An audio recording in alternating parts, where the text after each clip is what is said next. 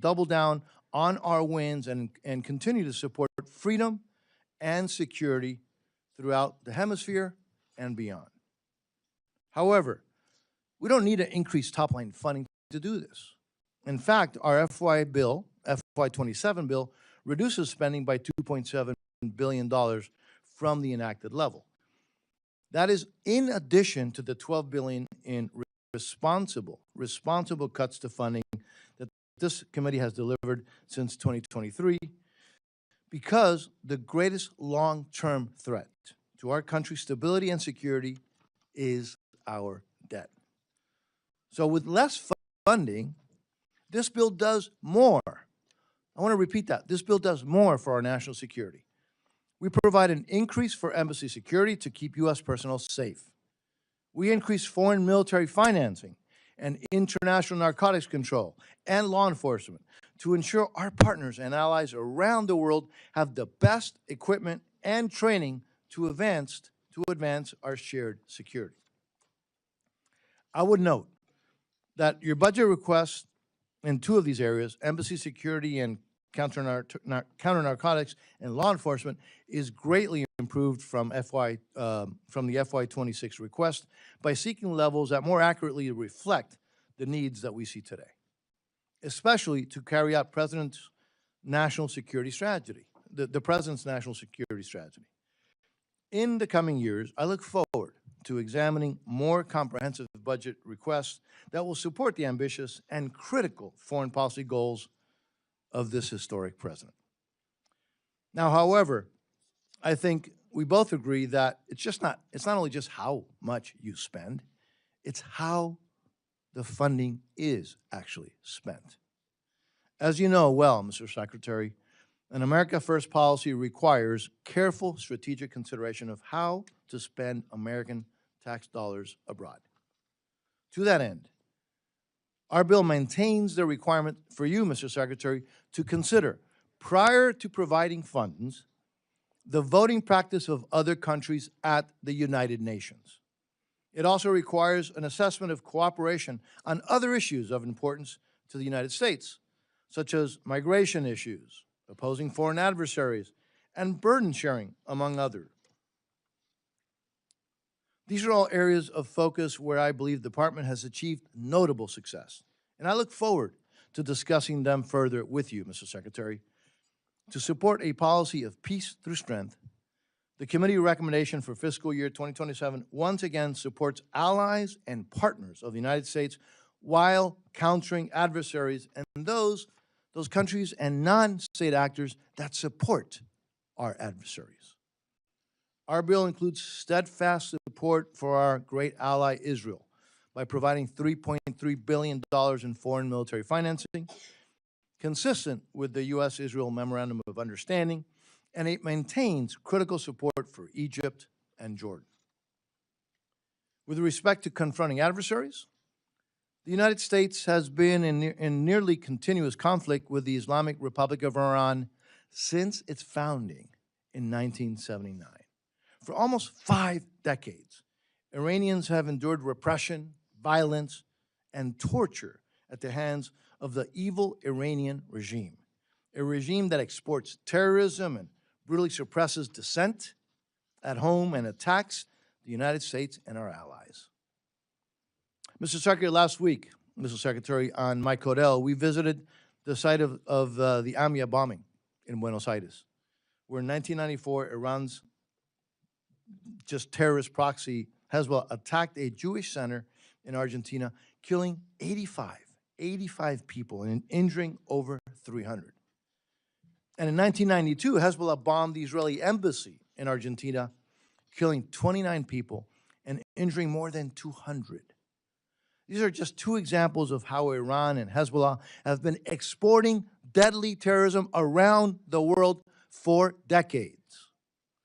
We have a responsibility to do everything we can to stop these terrorist regimes before they claim more victims. Now, in my view, the coordinated military action by the United States and Israel against Iran's military capabilities, as well as its nuclear program, will help ensure the security of the United States and our allies and partners for years to come. So I'm sure members will have questions for you about these operations, including the status of efforts to help secure freedom of navigation in the Straits of Hormuz and the status of our embassy operations in the region. The committee also continues its long-standing focus on countering the challenge to the United States national security posed by the People's Republic of China and the Chinese Communist Party. This includes funding above the request for our Indo-Pacific strategy, including through fully funding the Countering PRC Influence Fund.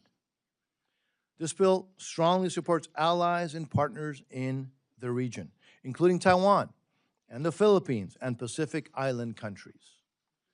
As I mentioned at the beginning, I am particularly proud of the fact that the United States has reprioritized the Western Hemisphere and put the Americas first, which has been a major foreign policy priority throughout our history.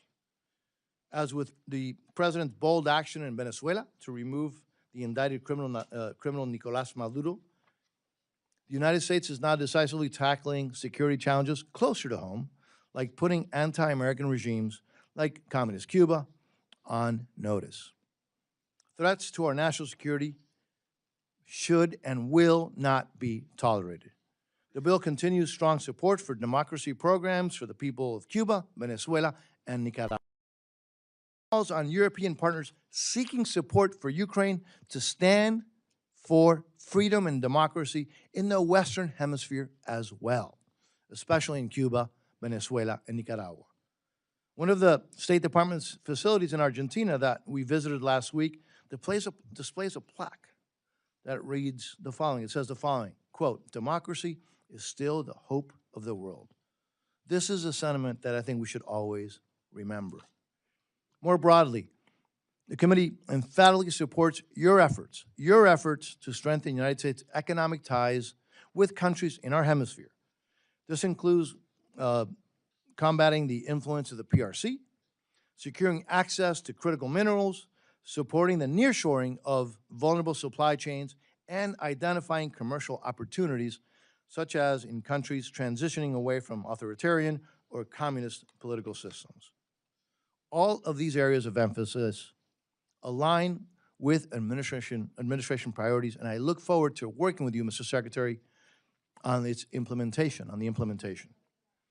Mr. Secretary, we have endeavored in the committee to provide you with the resources and the flexibility that you need to implement the President's America First foreign policy.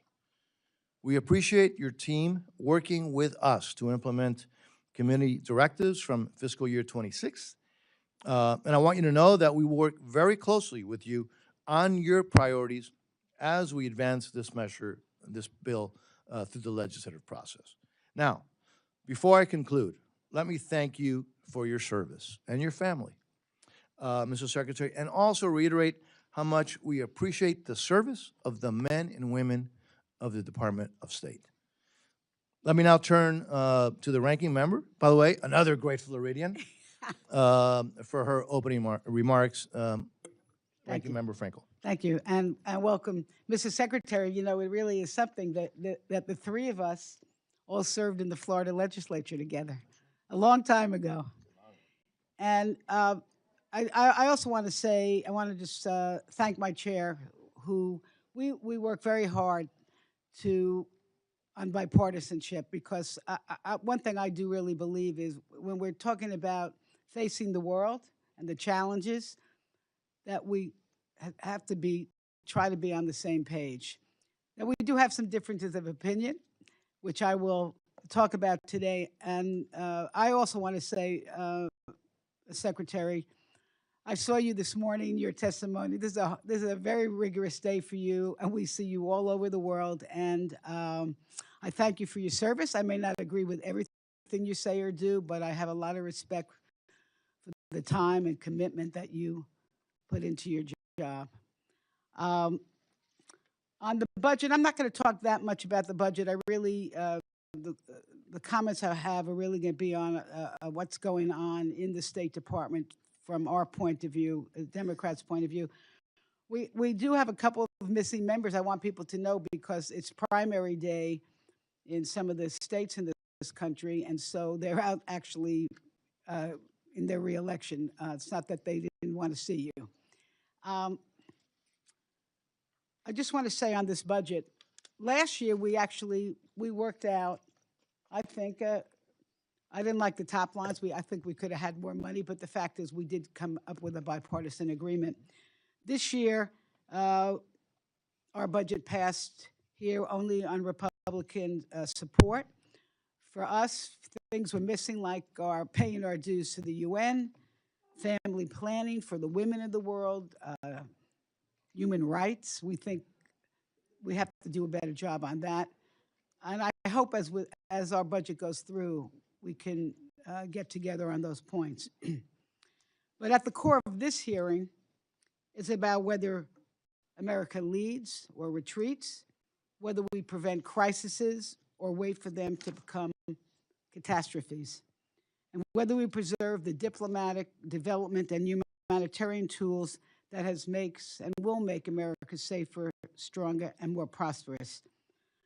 Mr. Secretary, when you started your tenure at the State Department, I was honored to attend your welcome. I will tell you that I thought you were there with me, right? Or I was there with you. We were together. We were together with a lot of other people. And I would just say this, your remarks were inspiring. And I left very, very hopeful about your commitment to democracy and American leadership. And then what happened? Doge came in with Elon Musk. I'm not going to go through the litany of names came in with what I think was an insidious sledgehammer. Because we have witnessed the devastating consequences of the devastation and dismantling of USAID, the terminating of critical health and development programs, and forcing thousands of experienced public servants out of government. And the consequences are not hypothetical. People are living in some of the world's most vulnerable countries, places facing poverty, conflict, hunger, and weak health systems that have long relied on American partnership and leadership. Places like Sudan, Haiti, Ethiopia are losing access to health care. Families are going hungry, humanitarian crises are deepening, and Americans' influence is shrinking as our adversaries are expanding theirs, AKA, of course, China. In just 1 year, Mr. Secretary, these cuts have contributed to more than 750,000 deaths worldwide, roughly 88 lives every hour. Malaria is surging. HIV treatment programs have been disrupted. Health centers have been closed.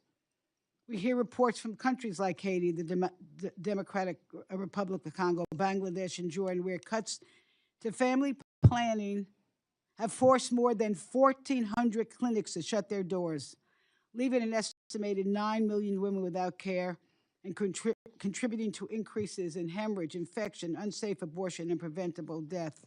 These are the mothers of the children, the spouses that we expect to be taking care of families.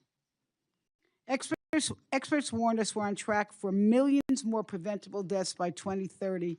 And meanwhile, a dangerous Ebola outbreak in the Democratic Republic of the Congo is spreading rapidly, making it harder to contain by the administration's decision to cut funding to the World Health Organization, which has resulted in their staff cuts.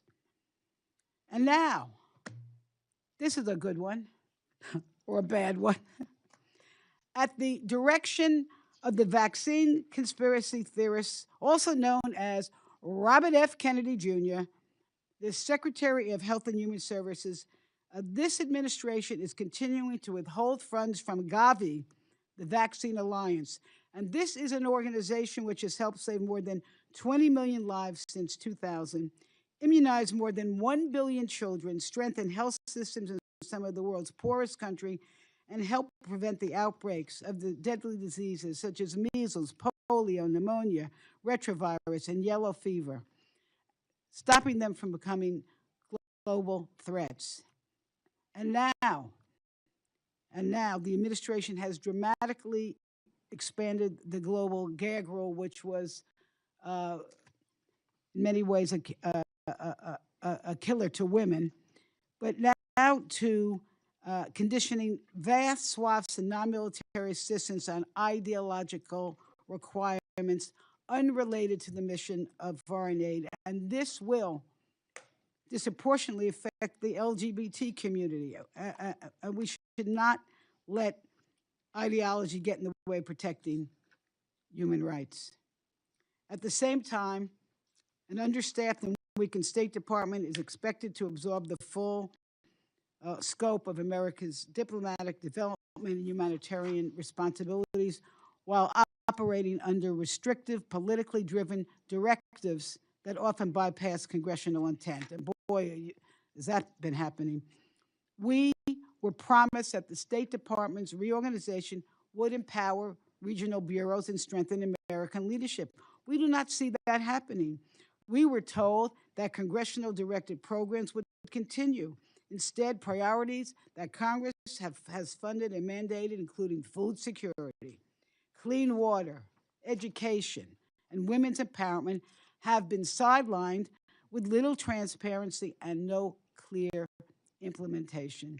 And the reality is simple. Too few people are being asked to do too much without the expertise needed to succeed. More than 100 ambassadorial positions remain vacant, including many in Africa, a continent that will be home to 1/4 of the world's population by 2050. And meanwhile, many of our most experienced developmental technical experts, they've been pushed out, leaving an already overwhelmed State Department staff to fill the gap, because it seems to us that the American appears more focused on short-term transaction than long-term stability.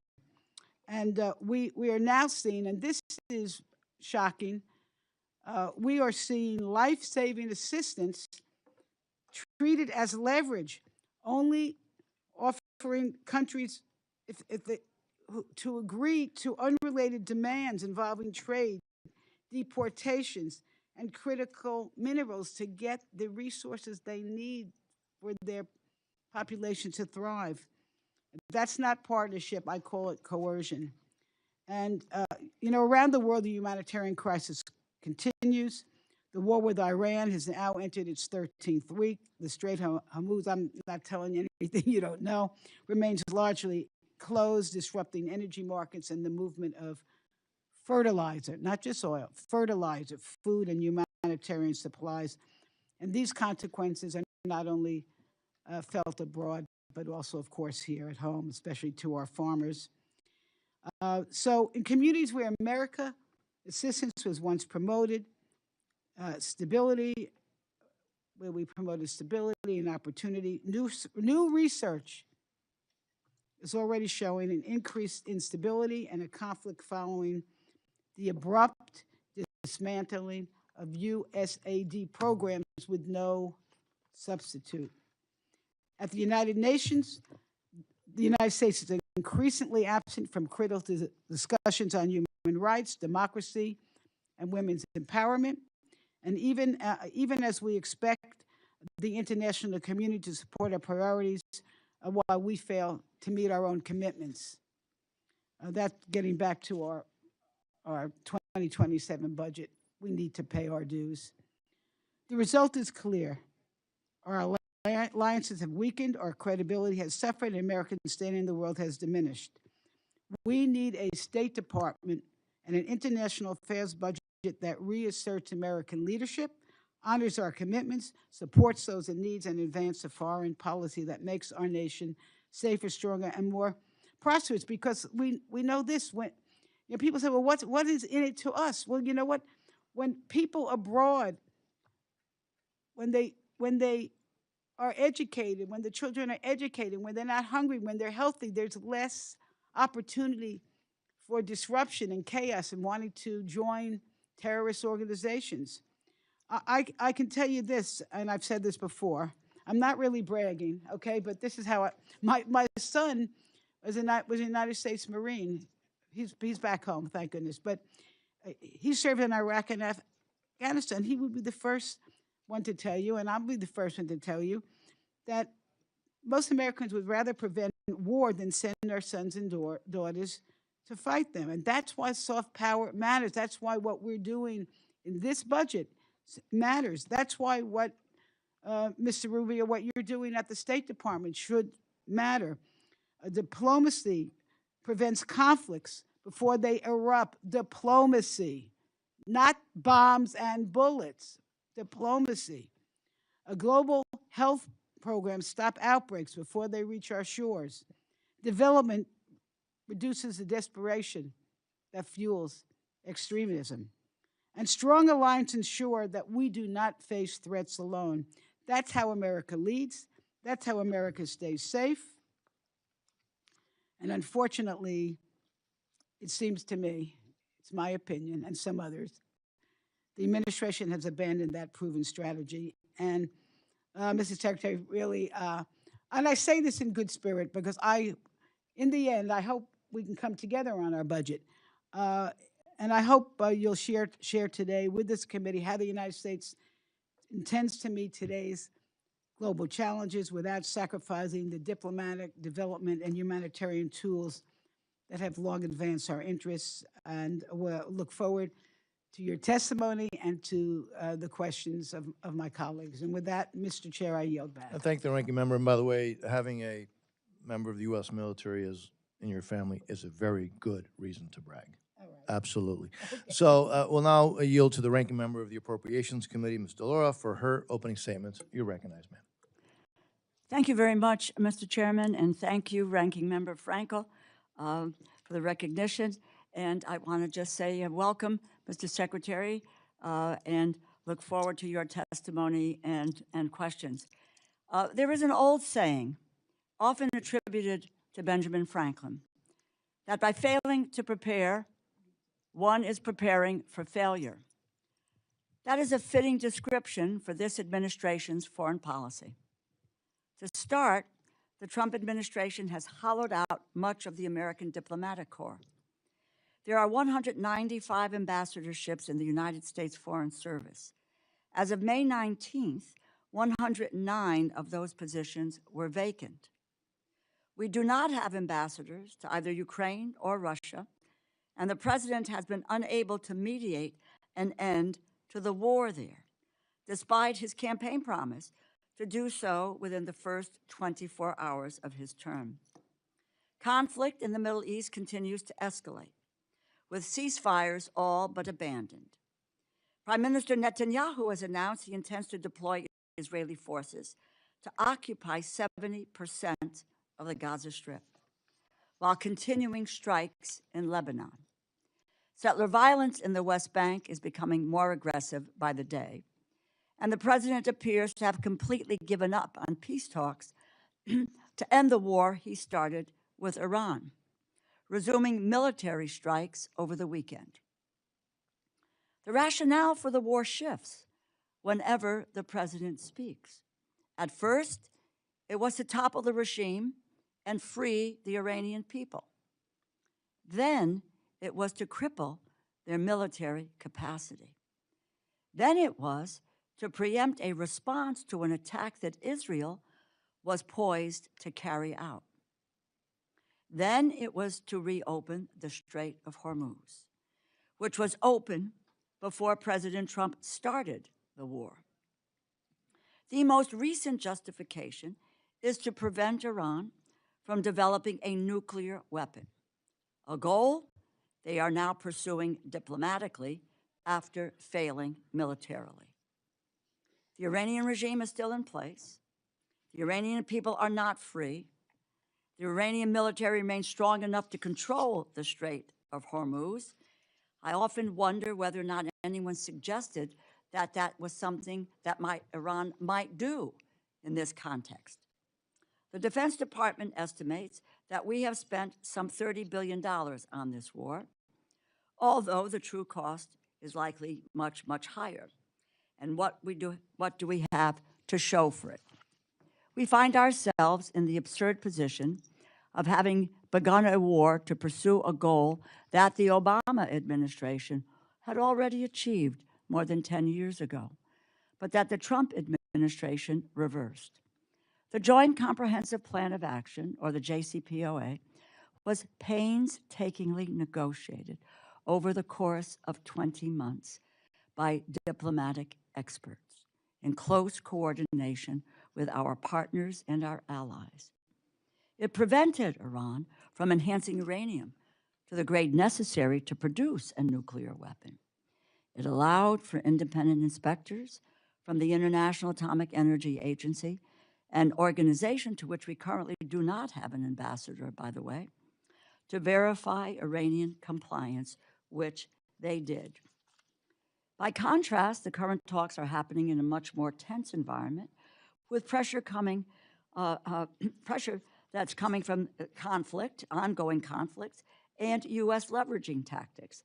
There is no clearly defined plan for how a new agreement would be verified or enforced, and it is unclear what international partners would be involved in supporting or helping to implement it.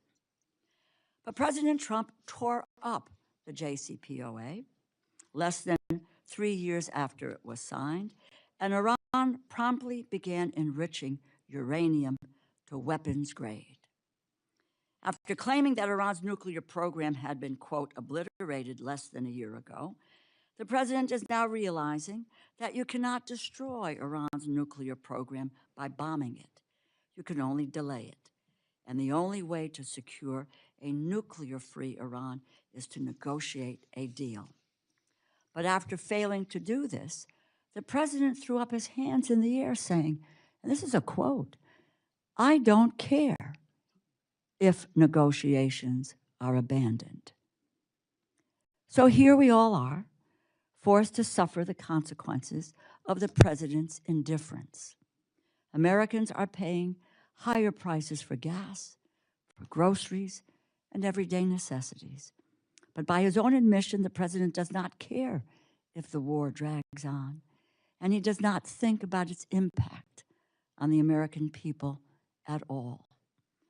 After taking office, the Trump administration withdrew from the World Health Organization and dismantled the U.S. Agency for International Development. Thousands of programs were canceled, and thousands of programmatic experts were laid off. Subsequently, health clinics were shuttered, disease surveillance systems were greatly weakened, all while our global health efforts were withheld and exploited as leverage to extract concessions from partner nations who depend on them, holding them hostage for the health necessities that they needed until they might have agreed to a trade agreement. Now we are faced with a significant infectious disease outbreak in Central Asia and Central Africa, a species of Ebola for which there is no authorized vaccine or treatment, is rapidly expanding and is expected to take months to address. It is primarily concentrated in the Democratic Republic of Congo, where we do not have an ambassador. Ebola does not wait for bureaucratic reorganizations. It spreads when surveillance systems are weakened, health workers are laid off, clinics lack protective equipment, and communities lose the trusted partners who help detect and contain outbreaks before they become public health emergencies. Thanks to years of investment through the Department of Health and Human Services, we have a number of facilities in the United States that are equipped to safely treat patients with Ebola, as well as other infectious diseases. In the 2014 Ebola crisis, we established these facilities. We made a $160 million investment. But this administration is blocking those specialized facilities from receiving Americans who are infected. We have asked numerous U.S. government employees and partners to put themselves in harm's way to help us keep safe. And how does the Trump administration repay them? By slamming the door in their face.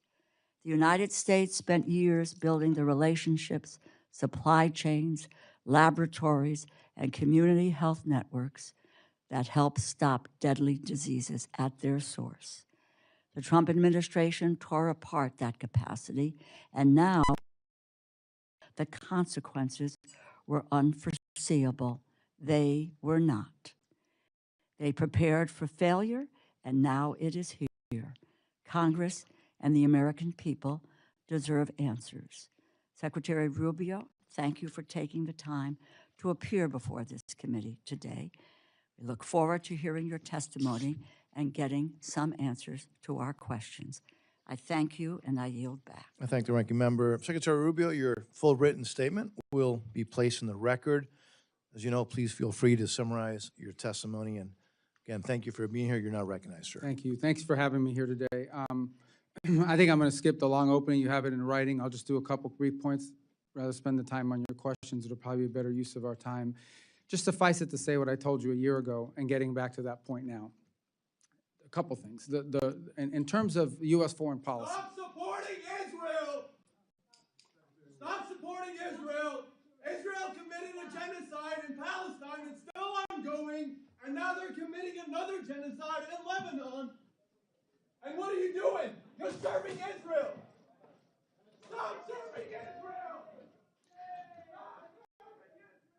All right. The core of our, is that, can continue now? All right. Mr. So Secretary. the core of our foreign policy must always be the national interest of the United States. That is basically defining what that national interest is and then operationalizing it in such a way that our foreign policy reflects it. This is across the board in the work of diplomacy and the place in which we, and that requires prioritization, by the way. It requires us to prioritize some parts of the world over other parts of the world, some issues over other issues. That's just the reality of limited resources, and every country in the world has limited resources, including the United States, despite our vast resources. The second is in terms of how we procure aid and how we provide aid. We are still the world's largest aid provider, and I mean by far, like there isn't a close second. But we don't want aid to solely be judged by how much you spend. We want it to be judged by what its results are. And I think we can talk about it today, but there are a couple points that I would raise that I think are very promising. The first is we've now entered in the global health strategy over 32 health compacts with countries around the world. And these health compacts basically are, the countries that are signing them love it. Not just because they're getting the resources, but because we're investing in their domestic resources.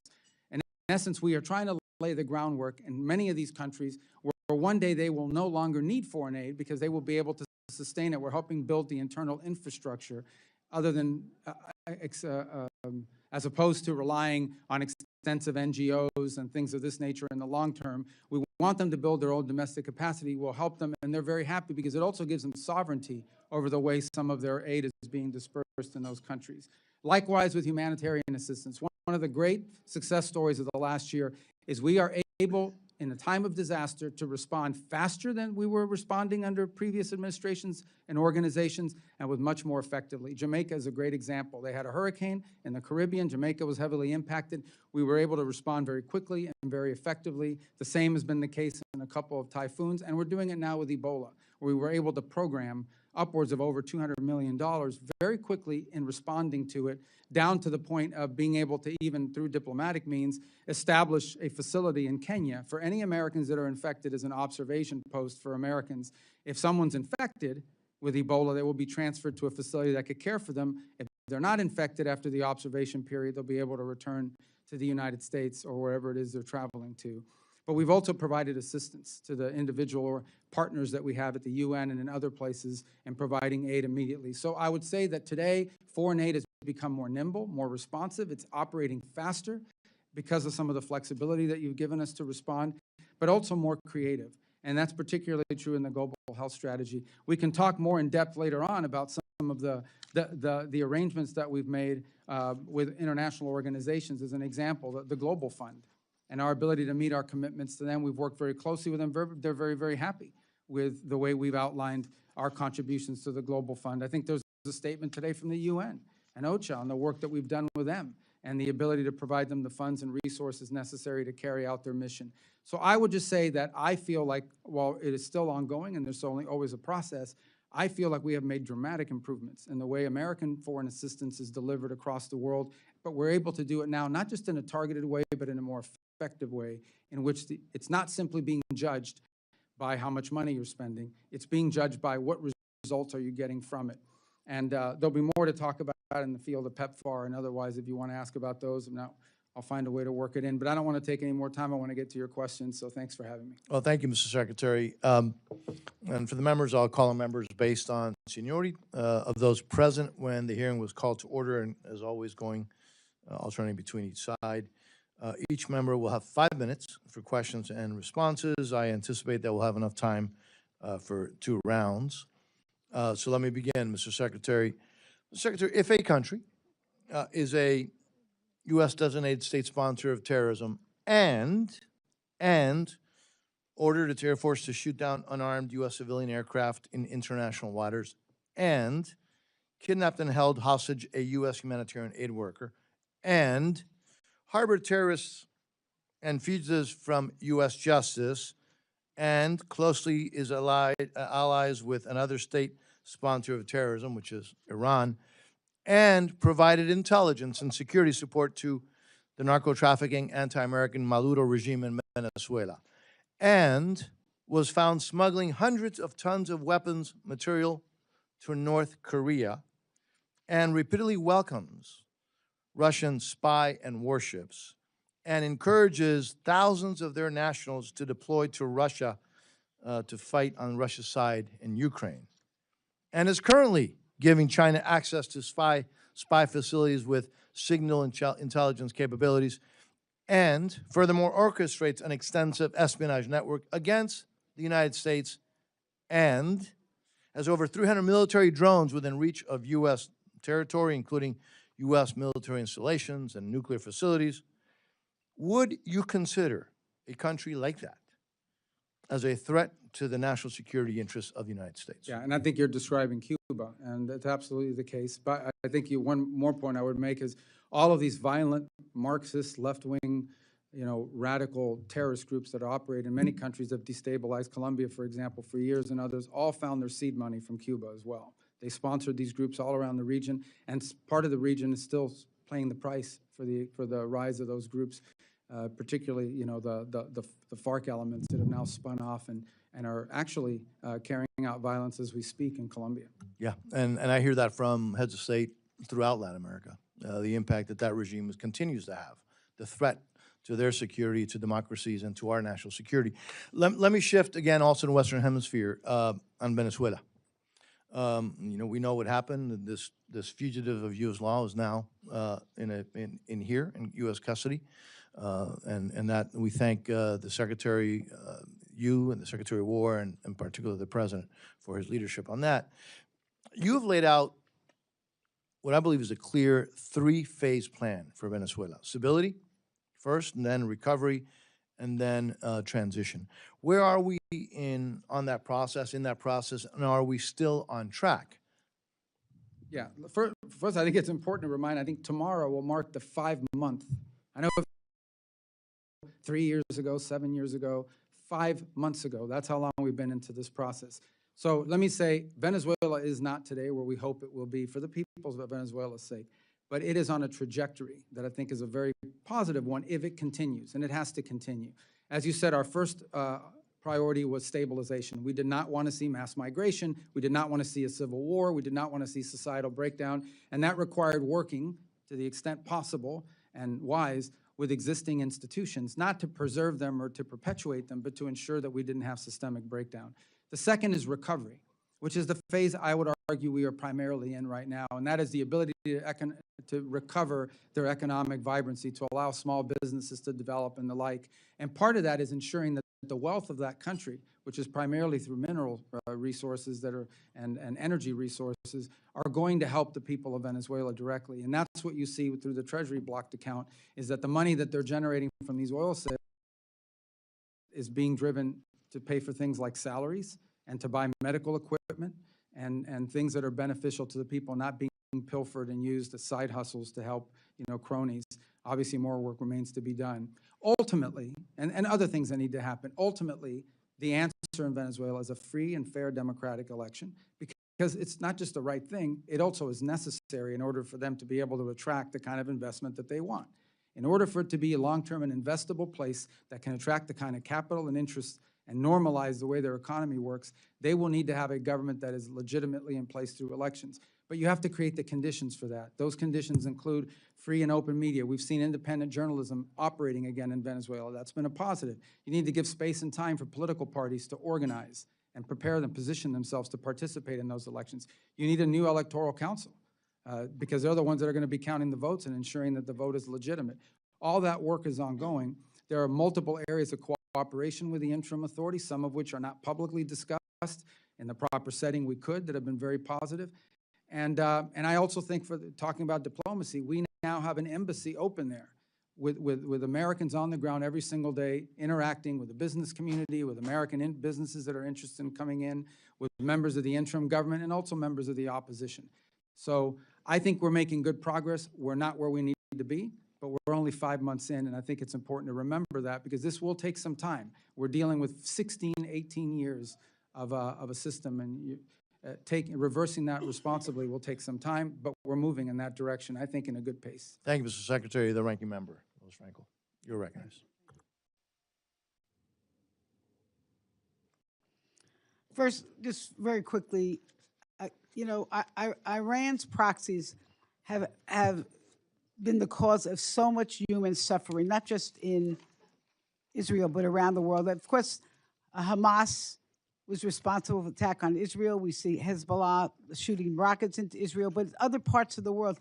Question is, are billions of dollars or any funding going to go back to Iran so that they can resume to fund their proxies as a result of the deal that you are talking about? Well, first of all, the deal that we are talking about, or the deal that you've seen reported in the media, is a dynamic situation, because the first thing, sort of what needs to happen at the front end is they want us to lift our blockade so they can get their ships to market. That isn't going to happen unless they open the straits. So that's the first thing. The second thing that has to happen related to the first is they have to agree to enter into negotiations that are on very specific topics, which they have not been willing to do in the past. Number one, they have to agree to negotiate on the issue of no enrichment. Number two is they have to be willing to agree to dispose of the... I don't mean to... I know, but it's going to get to your point, I Okay, promise. please, okay. The second thing is that they have to agree on the issue of the highly enriched uranium. Now, what you're asking about is, what about sanctions relief or frozen funds and assets? So let's begin by saying that this regime, as you have rightfully pointed out, even despite sanctions, even despite all the pressure, have found a way to funnel money and resources to these proxy groups. What's being discussed is, what do they get in exchange? What nuclear sanctions that have been on them do they get in exchange for compliance, for the reason, if they comply with the reasons why those sanctions were put in the first place? All of that will be condition-based, meaning no, there's not going to be some sort of advanced signing bonus or good faith front. I mean, really, my question is the administration contemplating returning money to Iran so that they can continue to fund these proxies, all that are hurting millions of people? Yeah, well, if the money is going to fund the proxies, then it won't be returned to them, obviously. I think the question you're really asking is, what concessions are you willing to make in a negotiation? There are specific sanctions. Some of them are congressional, some of them are UN, and some of them are from the executive branch. But there are specific sanctions that are in place related directly to their nuclear program. All right, well, let me just... That's why they were put in place in the first place. We're taking back my time. I would just say this. I would urge this administration not to give money to Iran to continue the work of their proxies. But let me move right on, because I want to talk to you about what's actually happening at the State Department. USAID was dismantled. They did so much of the development work, humanitarian work around this world.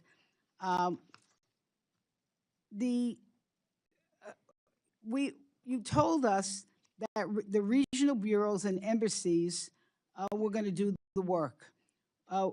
We have sent directives from Congress to the State Department, and for example, millions for education, for agricultural capacity, for water and sanitation. How would our directives getting to these regional bureaus and to the diplomats. And when you have 100 plus missing diplomats, who's getting our directives and what are they doing with them? Well, first of all, I think 100-something missing, we were saying is the unfilled ambassadorial posts. But every mission of the United States is staffed. If they don't have a Senate-confirmed ambassador, and we would prefer to have Senate-confirmed ambassadors. Now, as you know, there's a process for doing that. Some of it's, I think we've only gotten like 100-something nominees in State Department through the Senate. And some that I think we need to pick up the pace in terms of appointing people to some of these posts, and believe me, I want that to happen, but I don't nominate them, so we have to work with the White House to get those names out there. Now, on your fundamental question is, what is the role the Embassies and Regionals Bureau play? And I think the answer to that question can be found, again, I want to harken back to these global health MOUs with 32 countries, which is a conglomerate of different aid programs that are involved in helping with health, and it could include water projects. These are often negotiated directly out of the embassy with personnel that are on the ground that are laying the groundwork to do it. The other things the embassies do is they help us identify the areas that would have the highest impact at the best efficient cost in these individual countries. Just sorry to interrupt you, but what I'm worried about, what a lot of us are worried about, is the lack of expertise. The expertise, so your people in the various countries even know what to do. What has happened to that? So there were thousands of people fired. I mean, how do we know that in each of these countries you have someone there who knows how to fix a water system? Well, first of all, I think that we would ideally do in every one of these cases that we would be partnering with the local government, with the domestic government, with our host nation, to ensure that we're relying do this work. And our job, it depends on the country, and that's the unique part of the way I approach this. You could do a bucket and you can say this is money for X, and it has to work exactly the same all over the world, or you could do it the way we're doing, which is understanding that a health MOU with one country maybe look very different than what a health MOU looks like in another country. And then we would have to hire or add, depending on the contract, whether it's an international partner or others, if necessary, the expertise for implementation. But the key to the front end of it is identifying what those unique opportunities are, because I can tell you, going through the 32 MOUs, they are all different. And Mr. Secretary, I can tell you this, that because of whatever the lag time, the lack of expertise right now, there are literally thousands and thousands of people dying. I know there's. I don't. By the way, I just don't agree with that number. But I just. Mr. Chair, just one question. And we'll have another round. Okay. We'll have another round. One more thing. This is very important, all right? We have She is a Floridian. I'm going to have to give her I that. understand. No, we have heard, first of all, this country right now has a immigration policy which is an abomination. We're taking innocent people who have committed no crimes off the street, and we are sending them to countries, some of them that they have no connection to, and we are hearing that the State Department is out there making deals with foreign countries and saying, if you want to get development funds or health care or humanitarian funds, you must take X amount of deportees. And Mr. Secretary, you're going to have to answer that relatively quickly because we're way past time. I don't know where you've heard that from. We have certainly negotiated third country agreements with multiple countries around the world, but none of them are under threat. In some cases, for example, they have said, well, we'll do this for you but we have some costs associated with assuming this responsibility, and we provided them funds to deal with that. But I can't recall of a single instance, I don't know who's reporting this to you, where we're basically threatening a country that we're going to never deal with them again if they don't help us. But obviously, we are friendly and help it, but this is the way diplomacy should work. Honestly, let's be frank. We are going to reward those that are good to the United States. We're not going to be as friendly to places that are not furthering our national interests. For a long time, this has been going on. There are countries around the world where we were spending millions and millions of dollars, and they vote with us against us 99% of the time at the UN, and all the commercial contracts are with China. But yet we're funding their entire healthcare system. Look, I think that's a legitimate thing to say, hold on a second, does this make sense? All right, let's move on, and we've given the ranking member, because she is the ranking member, and she's my friend and partner, way over time. And thank you, Mr. Secretary, for indulgence. Speaking of now, the vice chairman of the subcommittee is recognized. Mr. Edwards. Thank you, Mr. Chairman. Mr. Secretary, thank you so much for being with us. I recall when you were with us about a year ago, you talked about the new focus of the United States State Department. I want you to know that I was privileged to participate last week in the CODEL led by the esteemed Chairman Diaz-Balart to South America, and had the opportunity to witness how effective and how targeted our foreign assistance is being used to, in your words, to further the interest of America. It was so incredibly obvious through the empowerment of the ambassadors that I was able to meet there, through the sense of respect that those ambassadors carried, along with not only the empowerment that they had, but the sense of respect that they had from the people in those countries, almost to the same level as their very own heads of state. And it was so heartening to see your words put into action in those countries. It's truly working. We saw evidence that narco-terrorism is being eliminated. We're saving lives here in America because of that. It was obvious that the influence of China is being diminished, and that the United States is being so much more recognized as not only a military and economic strength, but as that soft power that I continue to hear members here on this panel speak of. And so I just commend you and the administration for the work that you're doing. I got to witness it firsthand, and I appreciate the chairman leading such a distinguished CODEL to let us see and learn those things. One of the things that you spoke about a year ago was recognizing America's humanitarian responsibility in countries like this. And I've had a number of organizations, the NGOs, that are charged with administering humanitarian assistance. Talk to me about concerns with the predictability of the funding that this committee has appropriated.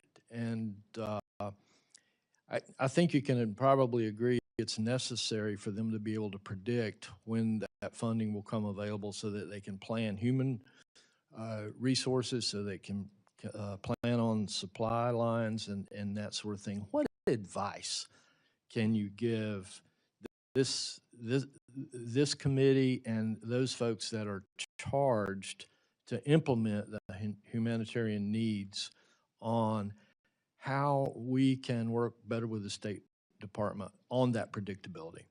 Well, first of all, unless I know the specific programs, it's a little bit harder to opine in general on what you've outlined, other than to say that I think what they'll find, certainly over time, is that their ability to get answers will be much quicker. Now, we still have an obligation and a due diligence requirement in any contract we award, any grant, any monies we obligate. We have to make sure that the money's being spent on what it's supposed to be spent on.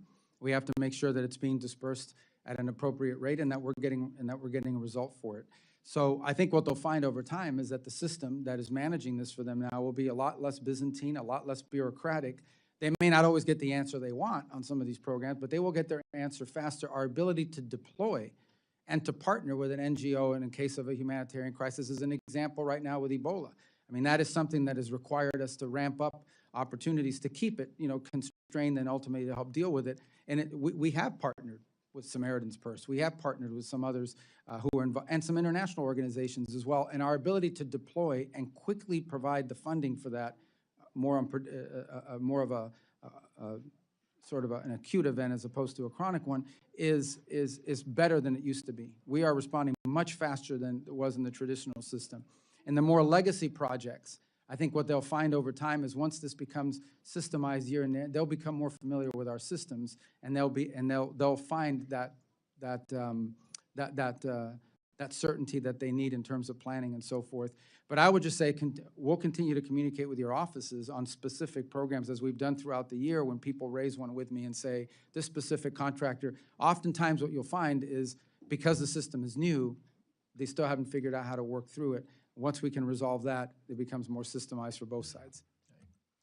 Thank you, and I look forward to working with your department in order to do that. Great, thank I you. yield. Thank you. Just a note that on this side, we've been on time, but I'm not complaining.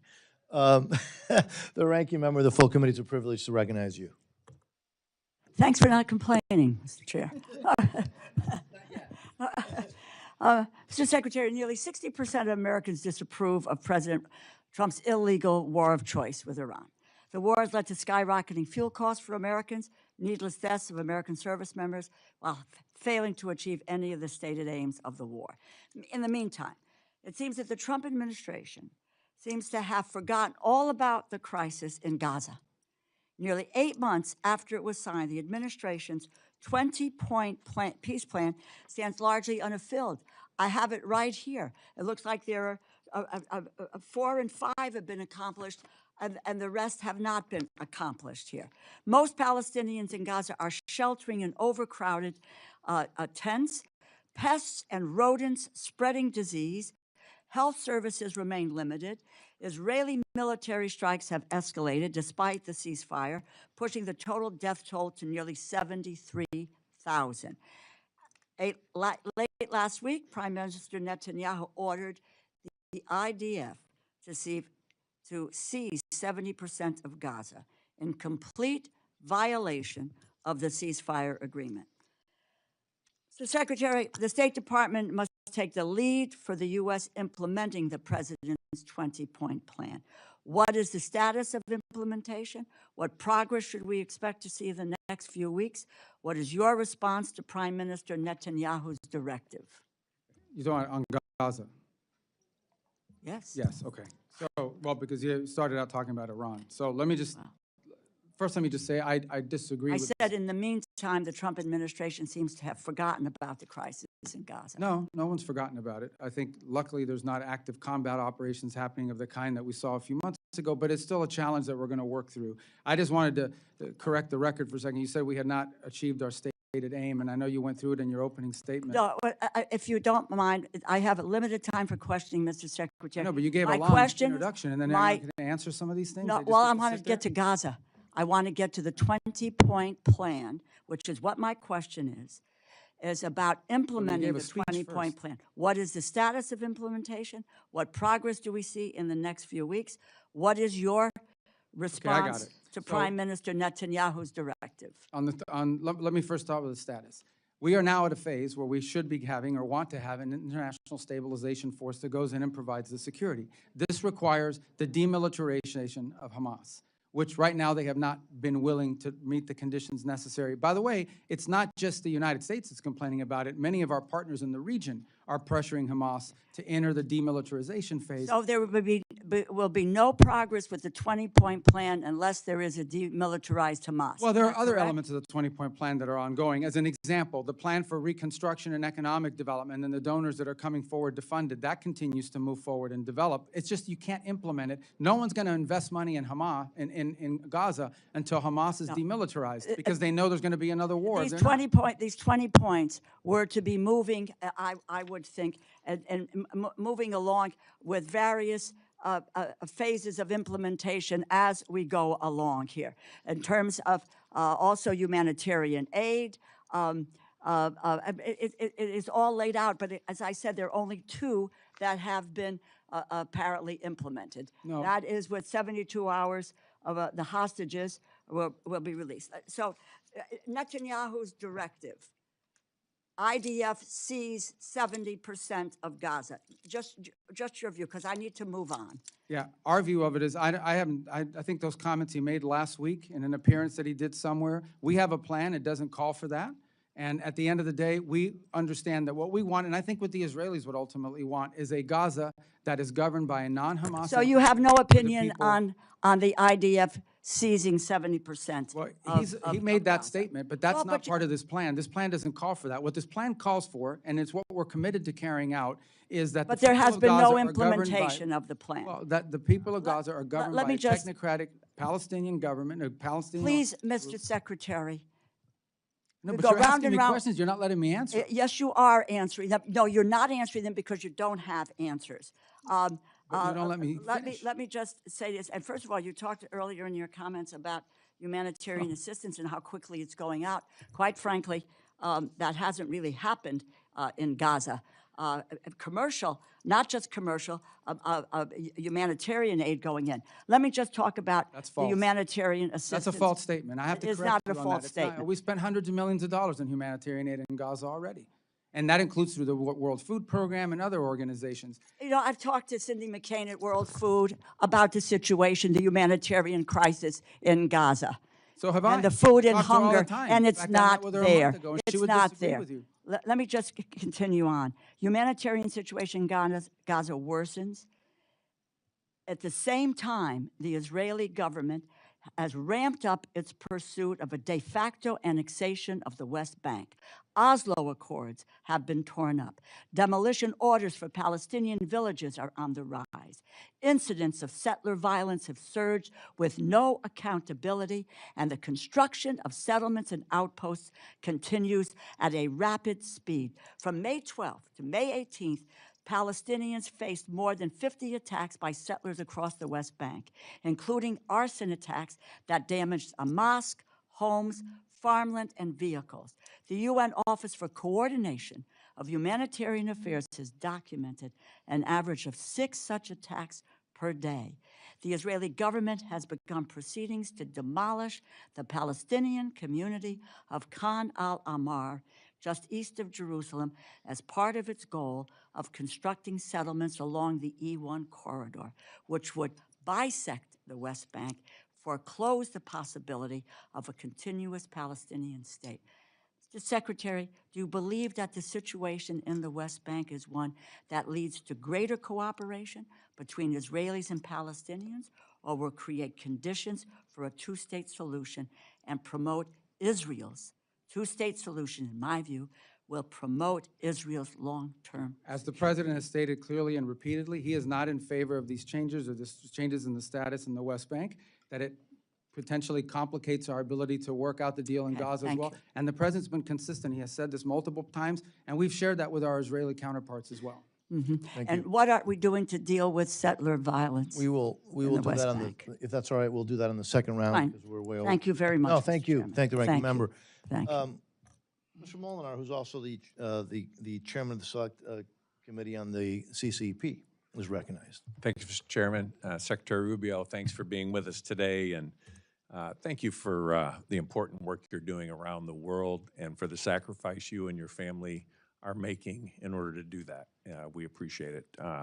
Also, just want to say my apologies for the young gentleman from the CCP-funded Code Pink who interrupted your opening statement. I want to go right into some questions about the CCP.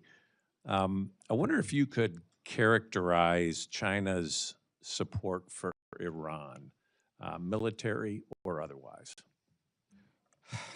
Okay, well, it's an important question. I think, let me start with this point. I don't think the Chinese have publicly said and repeatedly said and told us in our visit as well, they are not in favor of what Iran is doing in the Straits. They are opposed to that, as is virtually every country in the world, some obviously more open than others, but they've stated that point. I would say that China has not provided any assistance to Iran that in any way impeded our operations or ability to operate. They clearly have had a previous relationship, and you can see that in some of the military equipment that they have is certainly of Chinese origin, and likewise. But we have seen no signs in the short term that during this situation, that anything they've been providing them has in any way changed the dynamic in the battlefield, and I think they've been quite cautious about engaging themselves in it. That said, we would like to see their help at the United Nations. We have a resolution right now. It has the highest number of co-sponsors of any resolution ever proposed before the Security Council that would, create authorities to deal with what's happening in the Straits. And unfortunately, the Chinese continue to threaten a veto of it. So if in fact they are against the closure of the Straits, they should be endorsing this, or at a minimum abstaining and not using a veto of it. The Russians are another matter, of course. They're vehemently opposed to that resolution for a variety of different reasons. But I would say that as time goes on, the Chinese economy will begin to be negatively impacted by what the Iranians are doing for two reasons. The first is because the concept of a tolling system sounds intriguing. The reality of it is very hard to implement. And in fact, you saw a Chinese destined vessel attacked and hit 2 weeks ago by the Iranians. And the second is because if you, for an export-driven economy like China, to have countries around the world's ability to purchase diminish as more of that goes towards fuel, that will begin to have an impact on their exports as well. So I think China, in the short to long term, should have, and we've made this point to the Chinese, have a vested interest as well in ensuring that Iran stop its activity. Thank you. There was a media report recently that Iran may have used a Chinese missile to shoot down a U.S. fighter jet. Are you familiar with that report? That report, I can't comment on the specific technology that they use. Suffice it to say that, look, they do own Chinese systems. They own some Russian systems, and they've developed some native systems, especially in the drone technology. But I don't know specifically of that. I mean, I'd have to refer you to the Department of War. I would hate to comment on something and give you a misleading answer. Thank you. During the recent China summit, I was thankful President Trump raised the issue of China's prisoners of conscience. And the president indicated that Xi Jinping is seriously considering the release of Pastor Ezra Jin. And I know this is something you care deeply about. Have there been any tangible follow-ups or indications regarding this case or others like Jimmy Lai since the summit? Well, first of all, on Jimmy Lai, the president's raised it twice. He raised it once when we met in South Korea, late last year, October, whenever that was, raised it again during this visit. Pastor Jin is obviously a more recent case, and it was also raised in the meeting. And I don't want to do anything to jeopardize his status or what's working, other than to say that I'm cautiously optimistic that we could potentially find a positive resolution to his case. And those talks and that communication is ongoing. But sometimes with these things, they work better when they just happen. And so I don't want to say anything publicly that could undermine or harm that effort in any way, but be clear that we have raised that, and it is a priority for us. Thank you. As you know, in Michigan, we're proud to have a large Chaldean community, many of whom are still having deep family and religious ties to Iraq. Iraq's Christian communities, particularly Chaldean Christians, have faced years of displacement, economic hardship, security threats in the Nineveh Plain and surrounding areas. How is the administration supporting religious minorities, including Iraq's Chaldean community? Well, as you know, they're just recently forming a new government with a new prime minister. And so I think the fundamental challenge in Iraq has been and continues to be what level of influence do the Iranian-backed Shia militias have inside the country over the government. And in fact, we faced that situation very dramatically during Epic Fury when, in fact, there were launches occurring against our facilities both in Baghdad and in Erbil. So it would be raised within the context of our relationship with the new prime minister. We want to give him a chance to be successful, but we also want to give him a chance to be responsive to the issues that we've raised, including the issues just outlined about, unfortunately, a much smaller Christian community than it was there 25, 30, 40 years ago, but still nonetheless facing very difficult circumstances. Obviously, we also want to see a government that's less under the domain or control of these Iranian-backed militias who still remain very powerful in the country. So those have been the leading features, but we're going to give this new prime minister a chance. We're willing to do things that are helpful to him, but obviously we have things that we're concerned about, primarily the Iranian Shia militias and the influence they have and the danger they pose to the region and to the country. But related to that is the issue you raised, and that is these minority communities inside of Iraq who have faced oppression now for the better part of 20 years and have seen their numbers in areas diminish as more and more people have left the region. But it is a priority, and we do raise it because we think it's important for a sort of a diverse nation like Iraq, for every segment of society to have not just representation, but to feel safe and respected inside the country. it is a feature of our talks with them. Thank you. Thank you, Mr. Chairman. I Thank you. yield back. Ms. Meng, you're recognized. Thank you, Mr. Secretary, for being here.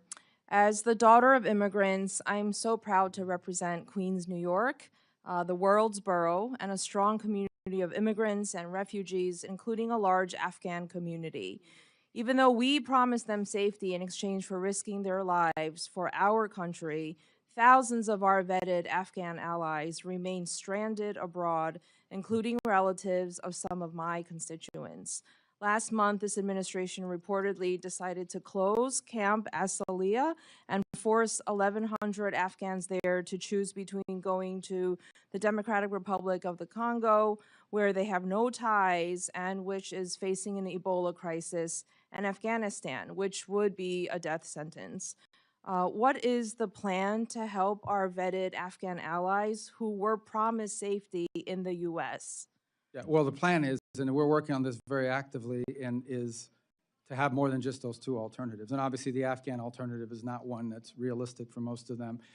And so we're engaging every single day, and we think we have a number of other countries that are willing to. Now, the question is not countries willing to assume. The question is how many. We have about 1,000-something people there, and we have to move them. And so I don't think there's one country that's going to take all 1,000. But it has to be countries that, A, are willing to assume some of this responsibility in numbers that are manageable to them, but also places that give more options to these individuals that they would be comfortable going to. So we are very actively engaged in this. As you know, we have a lot of Capitol Hill engagement on this issue from both sides of the aisle. It's a priority for a lot of people. And we don't want to see a situation where any of them are being forced back into Afghanistan, because that's just clearly not an option for some of them. The case of relatives of American citizens, I think is a separate case in the sense that they have ties to the United States. And so that process, the processing is still ongoing in terms of the applications, the background checks, and the vetting and so forth. We're obviously operating right now under a directive that prohibits the entry of Afghans into the United States, but that could change at some point, and that we would be able to facilitate some of those. But that issue right now is we're just trying to find more countries that will step forward and being able to assume. In some cases, it might be 200. In some cases, they might be able to take 150, 300, but give them some options other than just those two that you've just outlined. Can you rule out third country options, especially DRC? You mentioned earlier that the State Department won't deport people to conflict zones. Can you rule that out going forward? You mean rule out the DRC? Yes. Well, ultimately, these people would have to agree that they're going to go to DRC as well, because that's what we want to do, is give them 7 or 8 options rather than 1 or 2. And I imagine if we can find more options for them, and there are some countries, look, I think the problem is not that I'm trying to, I mean, we could probably talk to your staff about it. A lot of these countries are in nascent talks with us about their willingness to assume some of these people, but they don't want me announcing it at a hearing, because then they have, you know, newspaper and media going crazy in their country about what does this all mean. But I can tell you that I know of at least 5 other countries that we have spoken to that seem at least open to the idea of assuming some number of these refugees. We'd like to get these people more than just 5 options, maybe 5 or 6 or 7. Are they conflict zones? Can we rule out deporting people to conflict zones? Well, I don't remember all 5 or 6 of them, but I don't think that any of them would be conflict zones, is my recollection. Thank you. At the same time, we are stranding our Afghan allies. We are rolling out the red carpet for white Afrikaners from South Africa, even though we've completely stopped resettlement of other vetted refugees. The president recently approved 17,500 spots for Afrikaners and none for any other refugee from anywhere else in the world. Can I ask what your standards and justification for issuing only refugee slots for them? Well, first of all, the United States, over the last 4 years before the president returned to office, assumed upwards of 15 to 20 million people that entered our country through a variety of methods. So our immigration policies must always ultimately be geared by the national interest of the United States. And in an era where we're already dealing with 15 to 20 million people that have entered the country in a mass migration event in such a short period of time, adding to that number in the short term would make no sense, in our view, from the national interest, hence the freeze on refugee admission.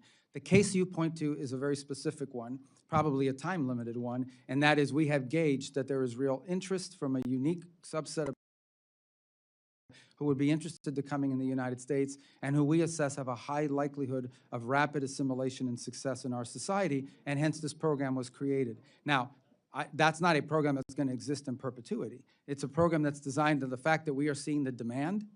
We are seeing applications from South Africa of people willing to enter the United States, and we think this is a group of potential refugees. So our that could very quickly- Afghan allies are refugees. They have been vetted. 1,100 versus this new 17,000. But it's more than just vetting. We're also trying to determine, again, this is the immigration policy of the United States.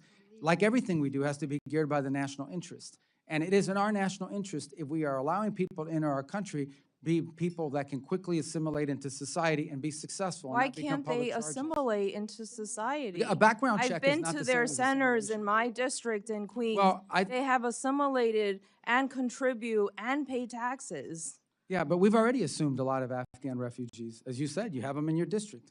We've already assumed a large number in the past. The point is that the general policy has been to limit the entry of refugees from all over the world, and then to create the special track because of a unique circumstance in the short term of a high demand from a number of immigrants that we have determined, if they pass the vetting and the checking, will very quickly assimilate and contribute to our society. That's what by the way, that's what our immigration policy should always be about, is what's good for the country. I think it's important for America to keep our promise as well, in the interest of national security, our word to our global allies, to people who we made a promise to.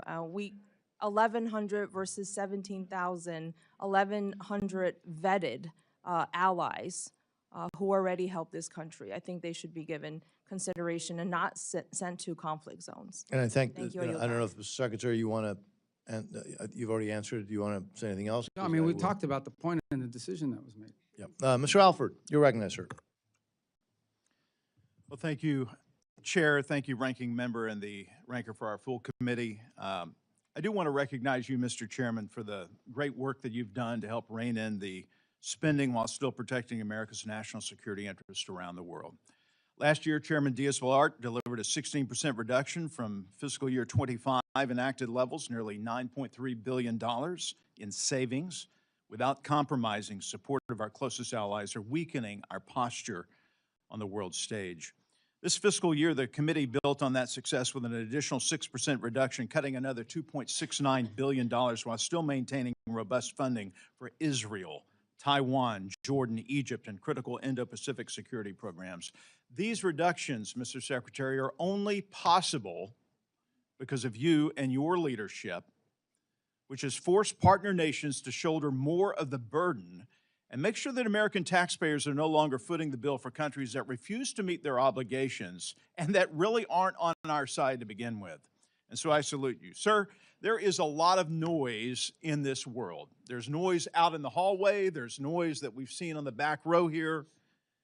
And what I'm about to say is not going to make the news because I used to be in the news. I know what makes the news. It's the clips of the loud people, the Code Pinko people, that want to disrupt and yell hateful things to you, sir. But I want you to know that the vast majority of Americans have a lot of respect for you, have a lot of appreciation for what you're doing. You are a stalwart, a resolute rudder in a sea of chaos. And I just want you to know that we appreciate that. Thank you for the job that you're doing. And I do want to talk about Cuba. Chairman Diaz-Balart brought this up. Is Cuba a threat, and how big of a threat is Cuba to the United States of America? Well, I think the fundamental threat is that they are a, first of all, thanks for your nice comments. They should give you more time, too. I would say that Cuba is two things about Cuba. Number one is it's a failed state. I mean, it really is. I mean, the model that they have economic will never work. And it will never work because the country's no longer even controlled by the government there. I mean, the people are under the control of the government, but the country's under the control of a private, I say private, a military-controlled conglomerate that controls about 70% of the GDP of the country, sitting on $18 billion in assets. None of that money transfers over to the Treasury or to be helpful to the Cuban people in any way. Meanwhile, they have power plants that have been failing because of years and years and years of chronic mismanagement and lack of investment. So on the one hand, you have a country that doesn't have money to buy fuel, and on the other hand, you have a country that is sitting on a military conglomerate that has $18 billion in assets, and none of it transfers over to the Cuban people. A lot of people don't realize it, and they're accountable to no one. They are the ones in ultimate control of the country. So what you have now is a failing system. Frankly, I think since 2001, is that 15% of the population of Cuba has left, some to the United States, many to Spain or other different countries around the world. They've lost a lot of human capital as well. So it's on the verge of being a failed state because of their mismanagement and incompetence. And the last straw was they lost free oil. Maduro used to give them free oil. That's really the biggest change since January, is they no longer are getting free oil. And we're not in a world where people are in the business of just giving away oil for free all the time. So they're really struggling with that as well. Now, the second thing I would argue is they are also a base of operation. The Chinese, the Russians operate intelligence collection facilities targeted at the southeastern United States from the island of Cuba. That's well documented. Open source has reported on that repeatedly.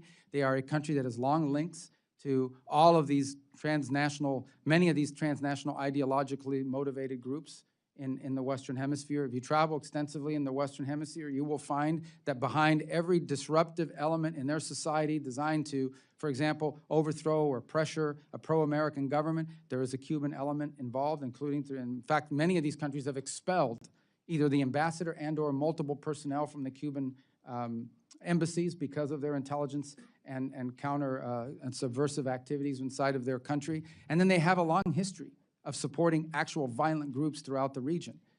So all of these things pose a threat to the United States because a failed state that's friendly to our adversaries, 90 miles from our shores, that's a threat. So what are we going to do about it? Well, the first thing we're trying to do about it is find a better way forward for the people of Cuba. By the way, we've made offers to them in this regard. We have offered to distribute $100 million of humanitarian aid through the Catholic Church and other non-governmental organizations. First, they denied we made the offer, so then we went public with it. Then they said they would accept it, but since then have not been willing to follow up on how that distribution would work. We're fine with it as long as it goes to the Cuban people. Because if you distribute it through them, here's what happens. The products wind up on the shelves of the dollar stores controlled by the conglomerate that I just outlined. We know that for a fact. You see the same products, but we've delivered humanitarian aid in Cuba through this mechanism, $3 million after the hurricane that went directly to the Cuban people. In many cases, we wish we had 6 million destined, but only 3 million has been distributed, unfortunately, because they've impeded some of it. And all of it marked with a gift from the people of the United States, so they know where it's coming from. We're offering to do that. We've made offers on a bunch of other things as well. So far, but ultimately, I remind everybody that U.S. policy towards Cuba is governed by law. It's statutory. There's statutory requirements for us to change our policies towards Cuba embedded in the law in Helms-Burton that passed in 1996. So that governs, that's the official policy of the United States. It's embedded in statute. So we have to stick within those parameters as well. Thank you. I've gone over. I yield back. Thank you, sir. Mr. Siscomani, you're recognized, sir. Thank you, Chairman. Thank you, Secretary Rubio, for being here with us. Thank you for taking time and answering all the questions. I want to take a moment and start with recognizing the Western Passport Center in my district.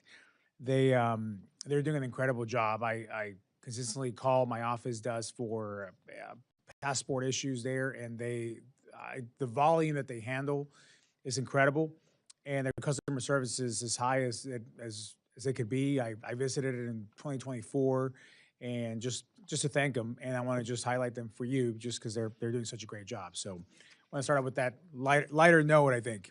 Let's go into a heavier topic here. I want to give you also and the President tremendous credit for your work to combat dangerous drug cartels and other transnational criminal networks.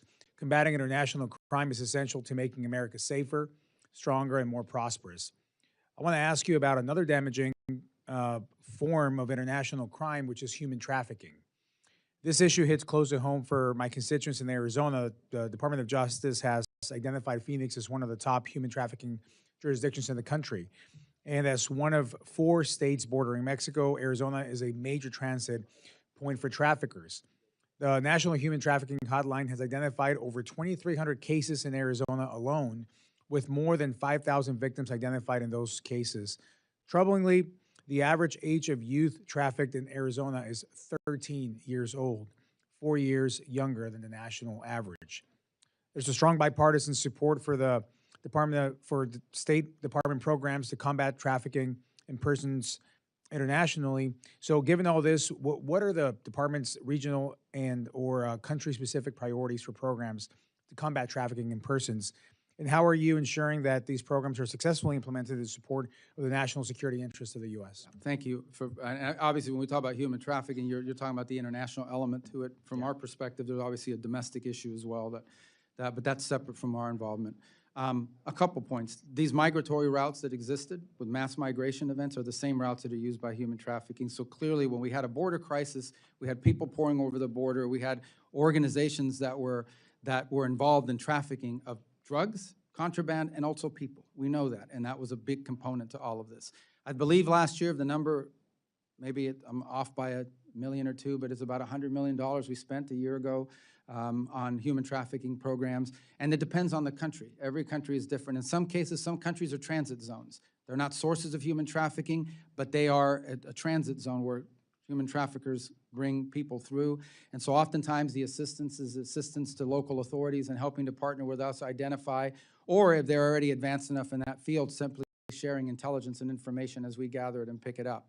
In other cases, the assistance, depending on the country, is helping prevent human trafficking. In essence, working and partnering with the host government for programs that help identify potential victims of human trafficking and prevent them from being trafficked before it happens. That's the second. And so it really is country specific, and one of the reasons why it's so critical that these programs not be put in a box and say, here's human trafficking globally. It's a great example of how this program needs to, these expenditures and our focus on this needs to be specific to the location. Because what the human trafficking issue looks like in one country might be different than another country. One country may just be the airport that they're flying people through, and we know it. Another country may be the source of children that are being literally purchased or bought up or grabbed off the streets and being trafficked for labor purposes or worse.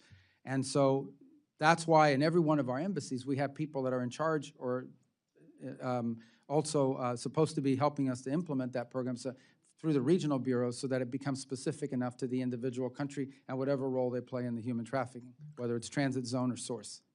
Thank you. I know we have a second round, but I'll ask one more. I know the administration is actively engaged in discussions with Israel about the future of the U.S.-Israel relationship, including opportunities to further expand and deepen our strategic partnership. With the current Memorandum of Understanding on Security Assistance set to expire in 2 years, this feels like a real moment to think boldly about how our cooperation can evolve to meet the shared interests and security needs for both of our nations. With that in mind, what's your current state of talks with Israel on the new MOU and the broader future of the relationship, and who in the department is leading those conversations? Well, the conversations have been both with the Department of State and the Department of War, and actually, and I think he has said this publicly now, what Prime Minister Netanyahu and the Israelis have told us is they would like to set up a scenario where they wean off U.S. assistance the way they did with foreign aid about a decade and a half ago. So in essence, they'd like to go from the number they're getting now to slowly less every year until the number hits zero. So those are the conversations we're having with them. It's at a pretty high level at this stage, although I know we're engaging their ambassador, has been dealing with the counselor and chief of staff in our office on this proposal. They've made that proposal to us on a number of occasions over the last year. I think the Prime Minister spoke publicly about it about a few weeks ago, so it's no longer a surprise. But I think one of the things Israel's talking about is basically winding up over the next 10 years in a place where they are getting I mean, they may be buying things from the U.S., but they are not getting any sort of assistance through the MOU. Obviously, we'll talk it through with them and see where we wind up. That's not finalized. Thank you. Chairman, I yield back. Thank you, Mr. Ciscomani. So again, thank you, Mr. Secretary. We do have time for a second round, but I am going to hold people to 5 minutes on the second round. We've been pretty flexible, and but we're gonna now limit it to five minutes, and I will start that 5 minutes and try to hold myself, Mr. Secretary, to 5 minutes as an example to the rest.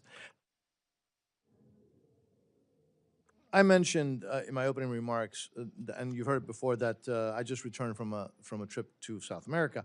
We saw some really positive things, but we also saw some sobering things regarding Communist China. They've spent decades embedding themselves across the region, frankly, in ports, power infrastructure, communication networks, everywhere.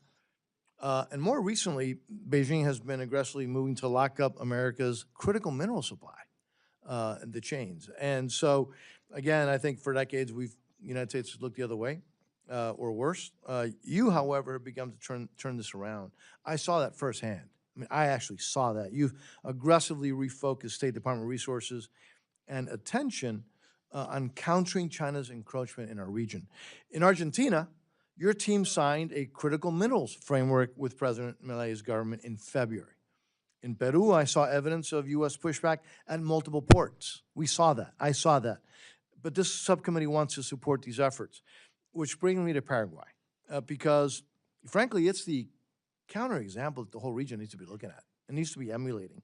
Now, so while neighbors have flipped to Beijing, Paraguay has chosen the United States over communist China. It's held firm with Taiwan for nearly 70 years and posted the strongest economic growth in South America. You've met with President Peña, and you've been directing State Department attention towards partners who stand with us. You've talked about this in this hearing. It's working. It's really working, but I think we can and should do more. What do you need to make sure that this hemisphere continues to see and sees clearly, actually, that choosing America over China actually pays off for their people and for the entire region? Yeah, I think the first thing, as long as I was served in the Senate for 16 years, everybody said we need to focus more on the Western Hemisphere, just like people say you need to eat more broccoli and more vegetables, but no one ever wants to actually do it. So I'm proud of, at least over the last year and a half, you've seen a more sustained focus on the hemisphere, and it's borne fruit in a couple of ways. Here's the challenge in the region. Not only 20 years of negligence in this regard, but what Chinese efforts in the region have done is twofold. The first is it's resource extraction. So they try to establish for themselves access to critical minerals, mining of any sort, and give themselves these long-term contracts, gain these long-term contracts, and that allow them to extract resources, as they do in Africa and other parts of the world as well. The second is they come in with infrastructure investments, key infrastructure like telecommunications, ports. These are areas we've seen heavy investment in on their part. And when I say investment, I understand oftentimes these come with financing mechanisms that can cause these countries to fall into a debt trap.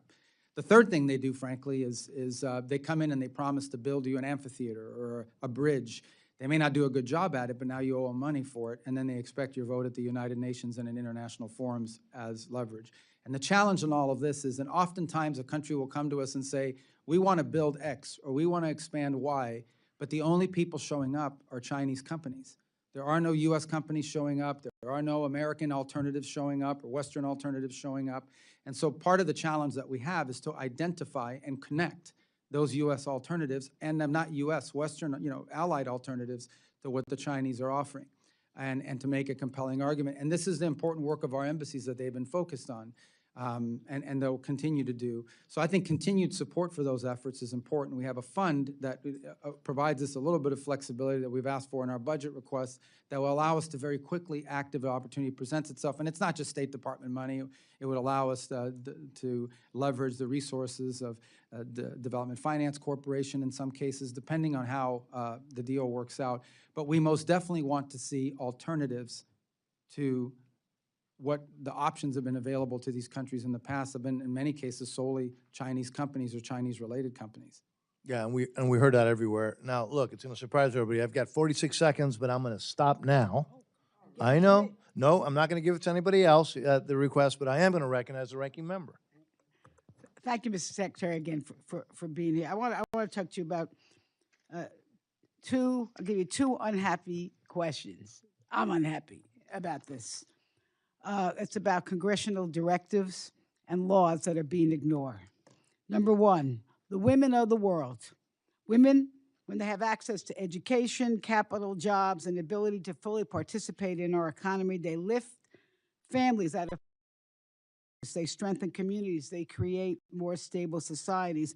When they have a seat at the table in governments and peace negotiations, peace agreements actually last longer and nations are more secure and prosperous. We passed two laws. You were the sponsors, I think, of one of them, Women and Peace Security Act of 2017, the Women's Entrepreneurship and Economic Empowerment Act of 2018. And we have not been able to find anything that's being done at the State Department responsible for having these programs carried out. And then we get this notice. I am like, I can't even believe it. from your office. The administration does not have a dedicated strategy to increase engagement by women and girls in democracy, human rights, and governance and programs. This is not acceptable. And it's not only is it not acceptable, it's just wrong. I'm telling you, if you want to have this country, our country, to be safer, more prosperous, more healthy, you have to uplift the women and the girls of this world. I am pledging to work with you to do that, and I hope you will. I want to go on to another point, which is Gavi. We provided the State Department $600 million for Gavi. That is the vaccine alliance that delivers life-saving vaccines and protect children from deadly diseases like measles, malaria, polio, so forth. Its work has reaches nearly half the women's children and has saved over 20 million deaths since the beginning. And now your State Department has not distributed this or not allowing Gavi to distribute this because you're waiting for a response from a vaccine conspiracy theorist. I almost put terrorist. Yeah, he's a health terrorist. Robert F. Kennedy, this is so wrong. I just ask you, I think we asked you about this before, to commit to getting these funds out. Can you do that?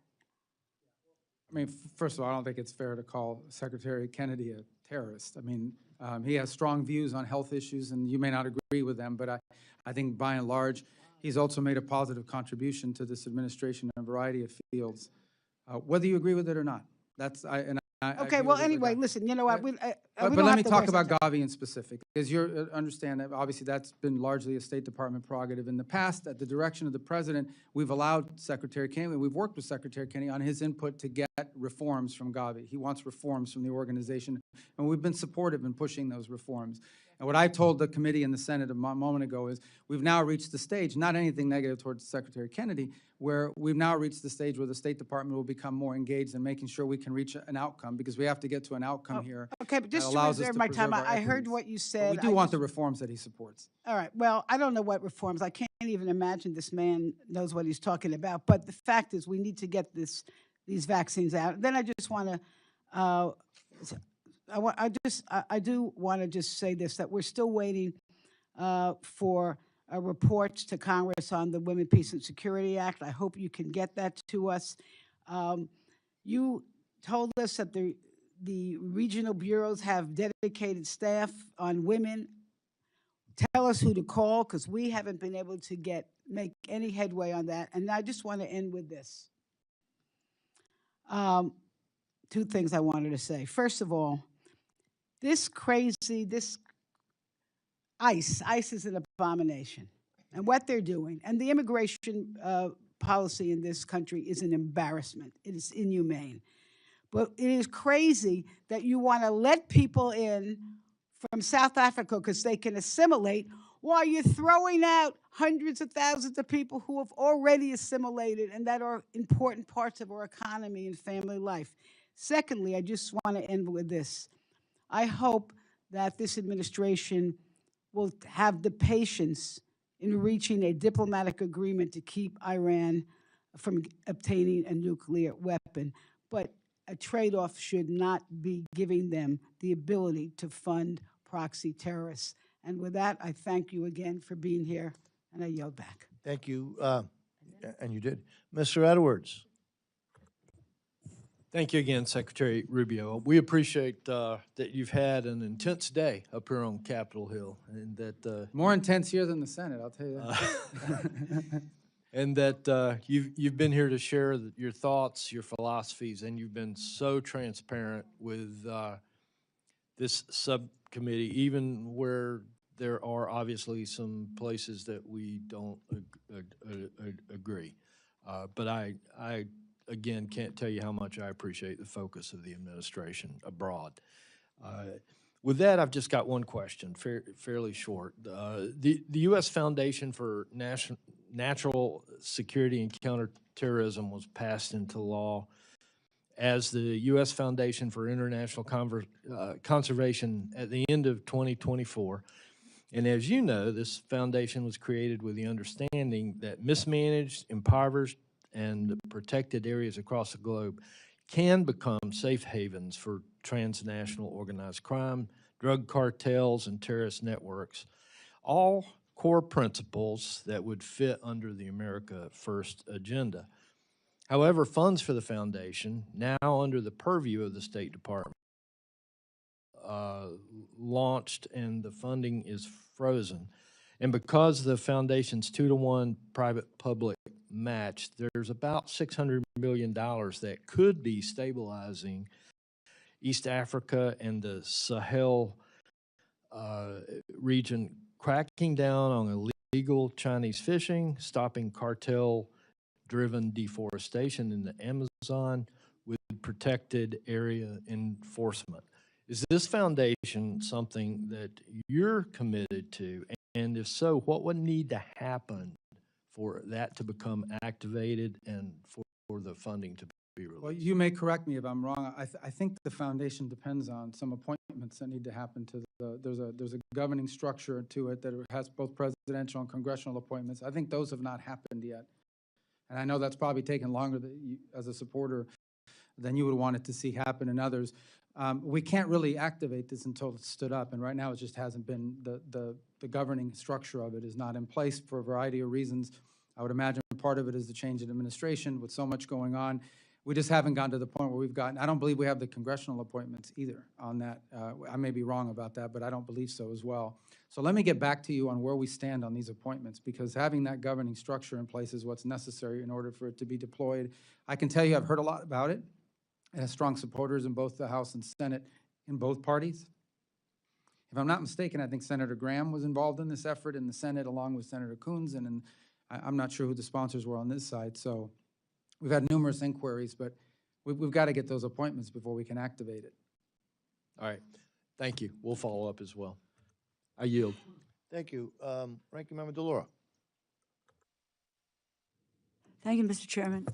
Mr. Secretary, we're currently in the midst of a significant outbreak of a type of Ebola that has no authorized treatment or vaccine. The outbreak is occurring in a region of the world that really is highly insecure, and in the wake of the administration's withdrawal from the World Health Organization, the dismantling of USAID, and the State Department's restructuring of global health engagements, impacting the Centers for Disease Control and Prevention.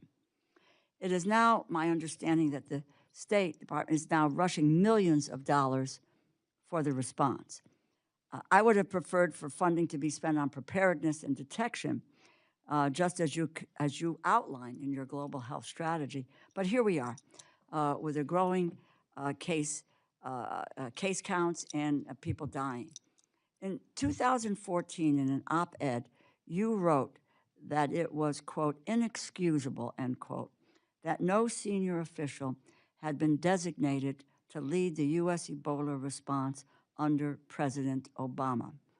And today, there is no single designated lead. And the senior National Security Council position responsible for coordinating infectious disease and biosecurity is vacant.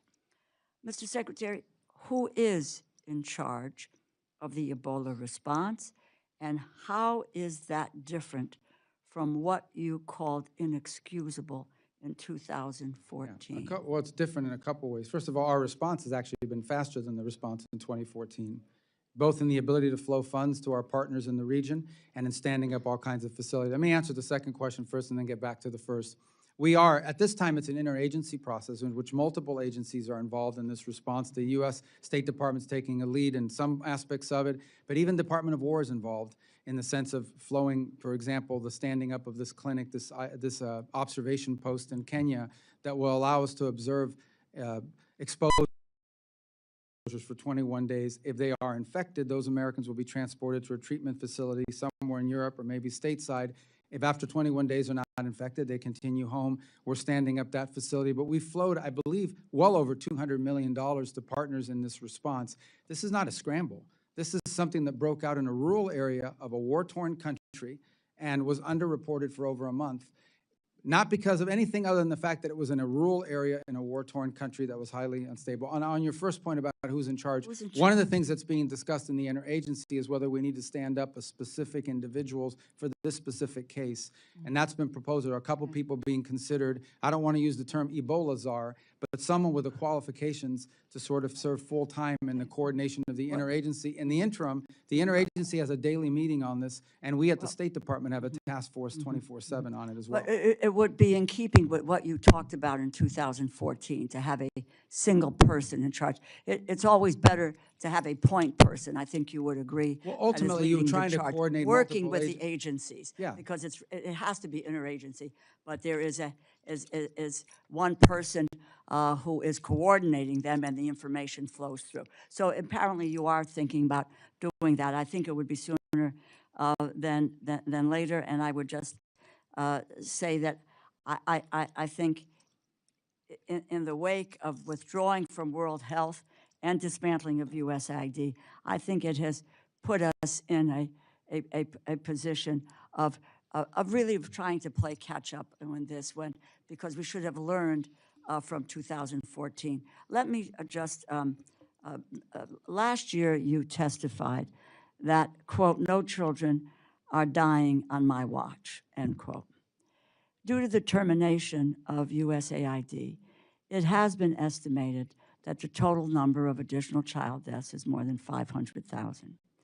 While we'll never know the exact number of deaths, I believe that there have been additional child deaths from diarrhea, from malnutrition, from pneumonia, from malaria, and HIV. I would hope that we would really not accept the consequences of the termination of these programs, because it is unacceptable to see that kind of death and destruction, but that we will have learned that we need some of these programs and the apparatus to be in place that help us to prevent these illnesses and be able to respond rapidly, so that we can be in the position of the United States of preventing death, particularly amongst the children of the world. With that, Mr. Chairman, I Thank you, yield Ranking back. Member. And, Well, I just say this number keeps getting thrown around. I dispute that. Those numbers are nowhere near reality. That's not reality. That's not a reality that 500,000 Well, I people would that be are happy to try to document it, but 700,000 Mr. Chairman, my time has expired. Well, what about my Thank- time? Well, Do I get time to let's- respond, or I let's- just have to I listen? think, No. I think it's fair for him for the Secretary just for a quick response. Mr. Chairman? The question was asked, and we've been going a Fine. little bit And- over. And then if that's the case, I can go back and No, take a look we're at all just- the areas in which this is documented, what the losses are, ranking because I member- have that information. Thank you. The Ranking Member, you can always submit that to the record if you well desire. and Well, we I just can want to accept respond it. to that point. 'cause Let's just it's give a important. quick response, and then Yeah, we'll the move quick on. response is this. No country in the world spends more money, not even close, than the United States does on humanitarian assistance. It's not even close. We spend more money, I believe, than the next 3 or 4 countries combined. So I would argue if there are such tragic cases happening, and I'm sure there are around the world, it's not because we're not spending enough money, it's because the rest of the world is not spending enough money. Mr. Chairman, we will- 126,000 children died from diarrhea, if I can ask the ranking member- 155,000 from I malnutrition. can ask for Ranking Member to suspend, please. Well, we've- but we gave the gentleman a time Well, and it was- to you- challenge if I can ask- documented information. But how If is I- diarrhea? wait, solely hold on, the hold on, responsibility of hold the on, United order. States? Because the programs that deal The with ranking that member- have been the dismantled. We ranking spend more member- money than I anybody hear else. you, Mr. Chairman, Thank and you. I want to be Thank you. responsive. I Thank you. yielded, I ended at my All right. 5 minutes. We will continue. I think ended with my 5 you got your questions. The Secretary, I think, answered it. Now we will go to Mr. Molinar. Thank you, Mr. Chairman. Mr. Secretary, you can add on to whatever you'd like to say further, but I also want to ask if you can, we've learned a lot over the past few years about critical minerals, about reliable supply chains. You've been doing a lot in this area with Pax Silica, Quad Critical Minerals Initials Framework. After you maybe respond, I would love to learn a little bit more about that. Well, I mean, I made my point. My point is we spend more money than anybody else on foreign aid, by far, not even close. And we're going to spend it smarter than we ever have before as well. I mean, part of these health compacts, 32 countries around the world have signed compacts with us that will allow us not just to deal with the acute cases that are occurring, but actually strengthen the health programs of these countries so that they become self-sustaining over time. Some will get there in 5 years, some may take 10. But all these countries love these MOUs because we're building their domestic capabilities to address these challenges. I've always said the best foreign aid program is an aid program that ends because the country doesn't need it anymore. South Korea is a great example. This was a country that was an aid recipient. Today they are an aid donor. We'd love to see that replicated, and these countries that are signing the MOUs love it because they've gone from an era of dependency to an era of self-sustainment that we're helping and partnering with them directly with their healthcare systems. We're not just standing up NGOs that come in from abroad and go into the country and tell them this is what you need to be doing. We are empowering the national health agencies of our partner nations so they can deal with this. Now, on the issue of critical minerals, look, it's an issue of global consensus now. Forget about which country it is.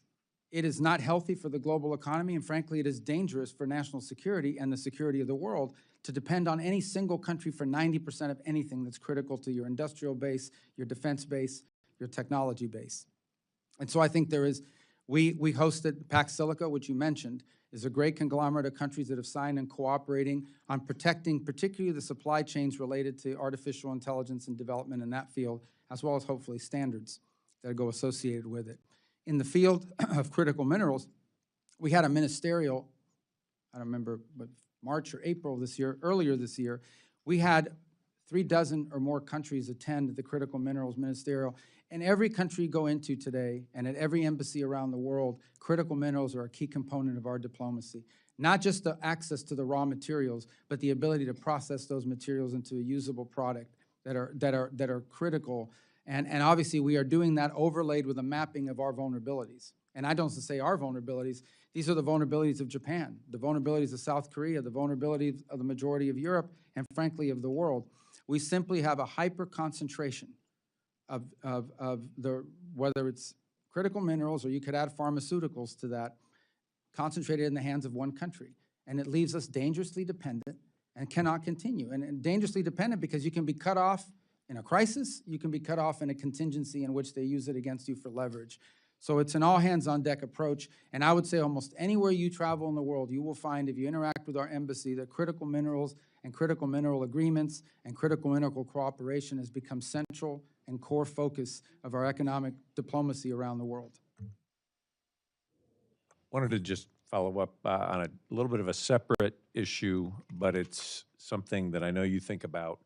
When you think about Haiti and all they've been through, what more can the administration do? What more can Congress do? What ways does the international community need to step up? Well, on Haiti, we have this gang suppression force, which replaced the MSS that was standing there. It'll come at a fraction of the cost to the U.S., about 100-something million versus 800 or 900 million, because other countries have stepped up and donated to it. The force is actually over-recruited. The number of commitments we have for the force is larger than the number of slots we needed available. And the core of it is this. These gangs won't just sit back, these groups won't just sit back and watch gangs operate. This international security force that will be there will be on the ground to take and hold territory from the gangs so that the government can gain in strength, hopefully be able to have an election, but also take back their economic vibrancy. This is an effort that was endorsed at the United Nations. It took a lot of work at the United Nations to get it approved, so that's what's opened the door for all these countries to join it. It's going to be a challenge. Haiti's a very big challenge, but this is the best plan we've had in a long time to address it. It has the support of the international community, not just rhetorical support, but monetary support and troop contributions and police contributions. And we hope it's successful. It has to be successful because there is no plan B at this point. Thank you, Mr. Chairman. I yield back. Thank you very much. Ms. Mang, you're recognized. Thank you, Mr. Chairman. Mr. Secretary, this administration has claimed to prioritize curbing waste, fraud, and abuse. But in this department, you've overseen the destruction of over $8 million worth of birth control bought by U.S. taxpayers, even though many organizations have already offered to buy and to distribute them. These are the same birth control methods used by millions of women and girls here in the U.S. If distributed, they could have prevented an estimated 10,000 unsafe abortions and the death of over 700 moms. Your department is attacking them. Earlier this year, 66 of my colleagues and I sent you a letter in January asking about the status of these supplies, but we never got an answer. Secretary Rubio, what is the status of these birth control supplies? We're operating under executive directive not to participate in these programs internationally. The United States is not going to fund this internationally. It's as simple as that. I mean, that's what's happening. But these products already exist. How much have taxpayers spent to keep them in warehouses instead of distributing them? Well, I don't know what it costs to store them in the warehouses per se. I think some of them, as you pointed out, have been disposed of. We're not going to use them. The government of the United States is not going to be involved in distributing contraceptive and all these other things around the world. And that's a directive we're operating under from the executive order, and that's not where we're going to prioritize our funding. Okay, these supplies are not damaged, expired, or destroyed. Do you have any issues with them being distributed? We're going to follow the directives that are in place. I have an issue in us being involved in that. That is not what foreign aid in the United States is supposed to be paying for. To be honest, it's not. Foreign aid of the United States should be to advance the national interest of our country, and that's what we're going to focus our resources on. And I know there'll be disagreement. People are, making noises in the background here, but here's the bottom line. Well, look, at the end of the day, that is the policy of this administration, and we're going to execute on that policy. Our foreign aid is going to be about advancing the national interest of the United States. And we don't view that this is in the national interest of the United States. We don't know what core national interest of the U.S. do these programs advance for us. We're not just making noises. We're concerned about preventable deaths and life-saving measures for women, for girls, for... I understand, but this at an internet... Again, the United States, there are a lot of worthy causes and worthy endeavors around the world. The United States government is not a charitable But not women and organization. girls around the world. No, of course women and girls. And every one of our programs, every one of our programs that have to do with foreign aid, be it our work with the Global Fund, be it our work with PEPFAR, be it our work with these MOUs that we have in place on fund, every single one of these involves, I would say in some cases, more women, girls, and children than they do adult males because of the nature of the aid that we're providing. But you're asking about a very specific type of aid. If I could ask, in March, the New York Times reported that Ken Jackson, a senior State Department health official at the time, wrote a memo to OMB Director Vogt on these supplies, including the option to distribute them. To your knowledge, did Mr. Vogt receive this memo, and did he have anything to do with these decisions? I don't remember that article that you're pointing to or the memo in specific that you're talking about. Do you know if Mr. Vogt had anything to do with the decisions about Well, these we supplies? always, as you guys know, the role that OMB plays. They issue directives on spending to the agencies. That's the role they've always played. That includes in the formulation of the budget we've presented to you. I can't speak specifically about whether he saw that memo or whether someone in his office addressed it. So, I mean, Mr. Secretary, you were here in Congress before. You know that for over 6 decades, in a bipartisan way, the U.S. has supported these international family planning programs. They have saved the lives of tens of thousands of women and girls for pennies on the dollar. Last year, despite Congress directing funding for international family planning programs on a bipartisan basis, you told me, quote, there is no plan to spend that money. We're not going to be in that business globally. We're not going to do it. Just earlier this year, Congress again funded these programs. I want to know, what is the plan and under what authority are you refusing to spend taxpayer dollars directed by Congress? Well, again, we're working through directives for this year. We'll be in consultation with your staffs about the ones that we're going to be pursuing, and we'll bring those available to you as we make them. But the policy that you reiterated that said last year is the one I've stated here again today pretty consistently. On the issue of directives that you just asked about, I know the appropriations bill from last year had a number of them, and we'll be working with your staff we haven't finalized yet which ones we have a problem with and which ones we don't, but we'll be doing that here very shortly. Thank you. I yield back. Thank you. Mr. Alford, you're recognized, sir.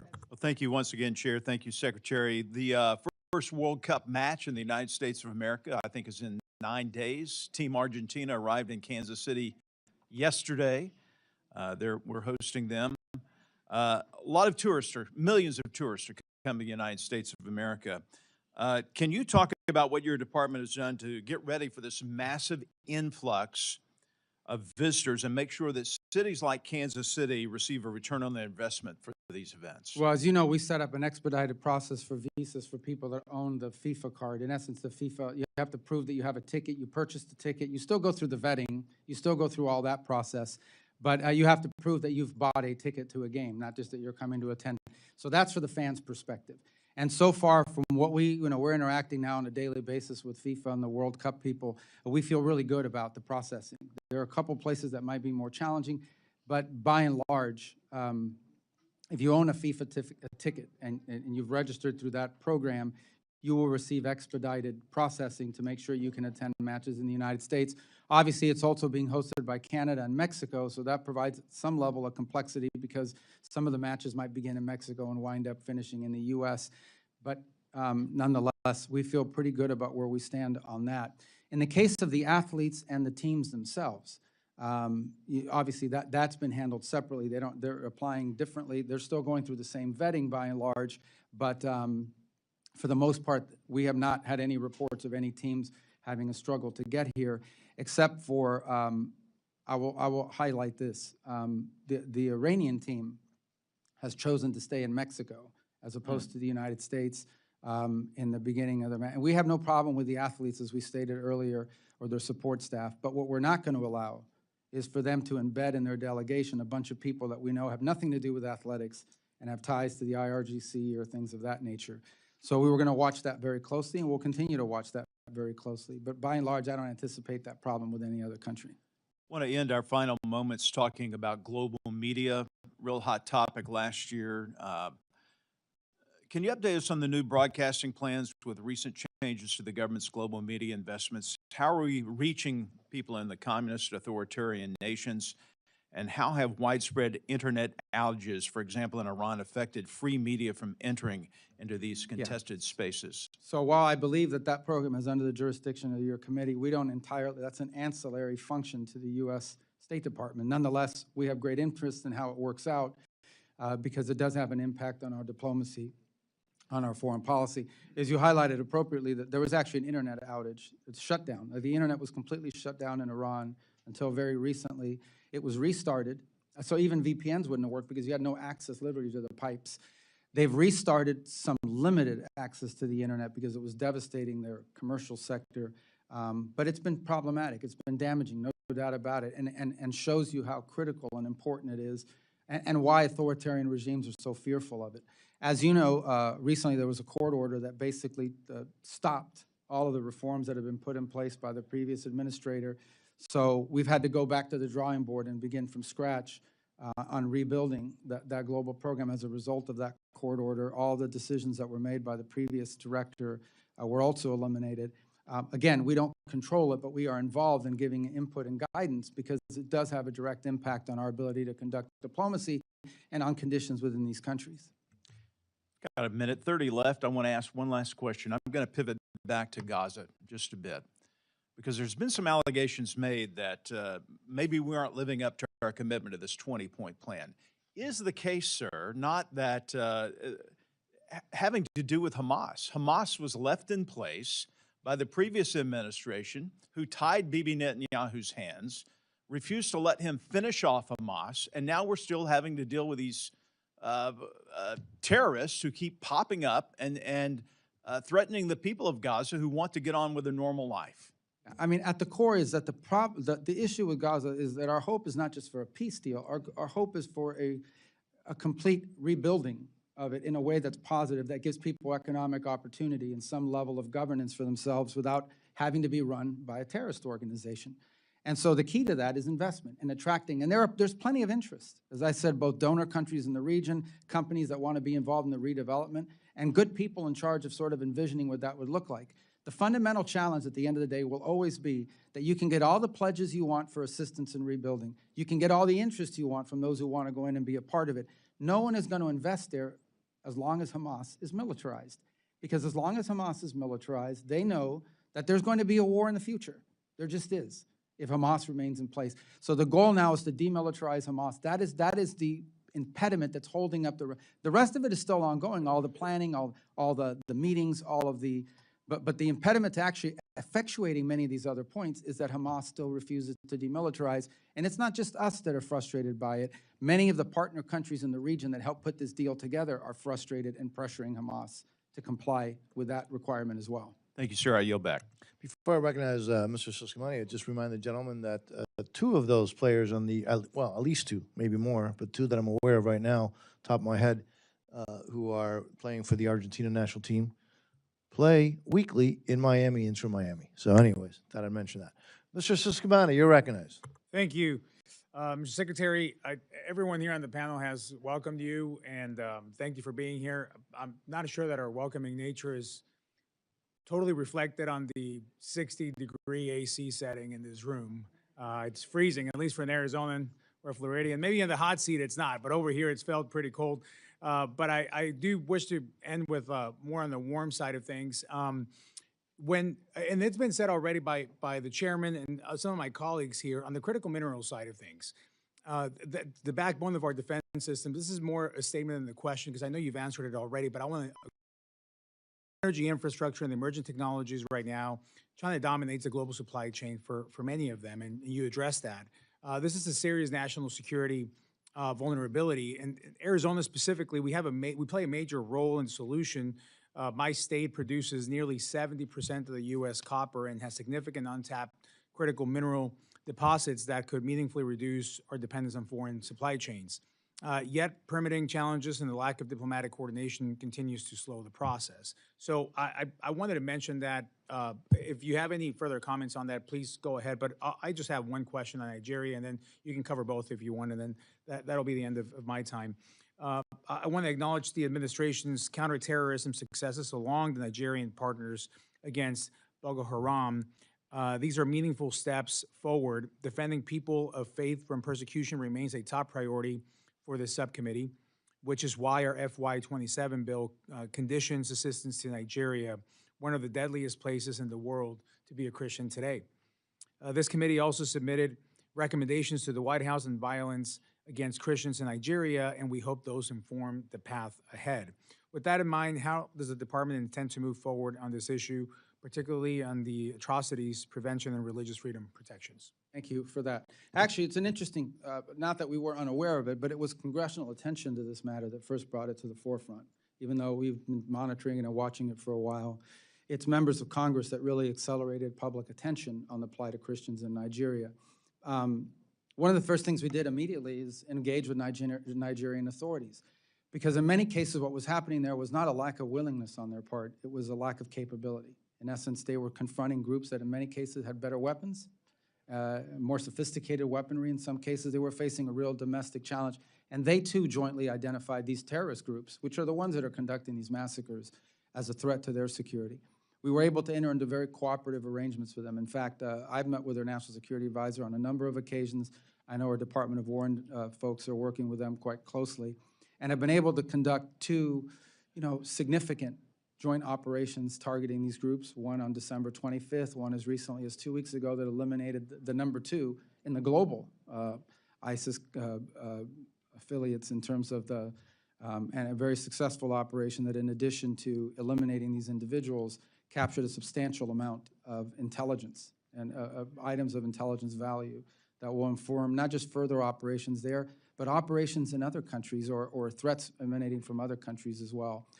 Since then, we've conducted a couple of other joint operations, much smaller scale. So I think we're at a stage now where the cooperation between the United States and Nigeria in going after these groups is pretty substantial, and I think a good success story.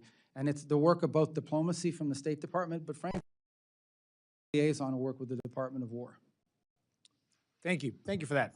Mr. Chairman, I yield back. Thank you, Mr. Siscomani. As a reminder, members, as you all know, may submit additional questions for the record. Mr. Secretary, look, you have multiple hats, Secretary of State, National Security Advisor. Let me just thank you for your outstanding service to this great country of ours, and also thank you for your time today. You've been very generous with your time. This concludes today's hearing. The Subcommittee on National Security, Department of State, and related programs stands adjourned.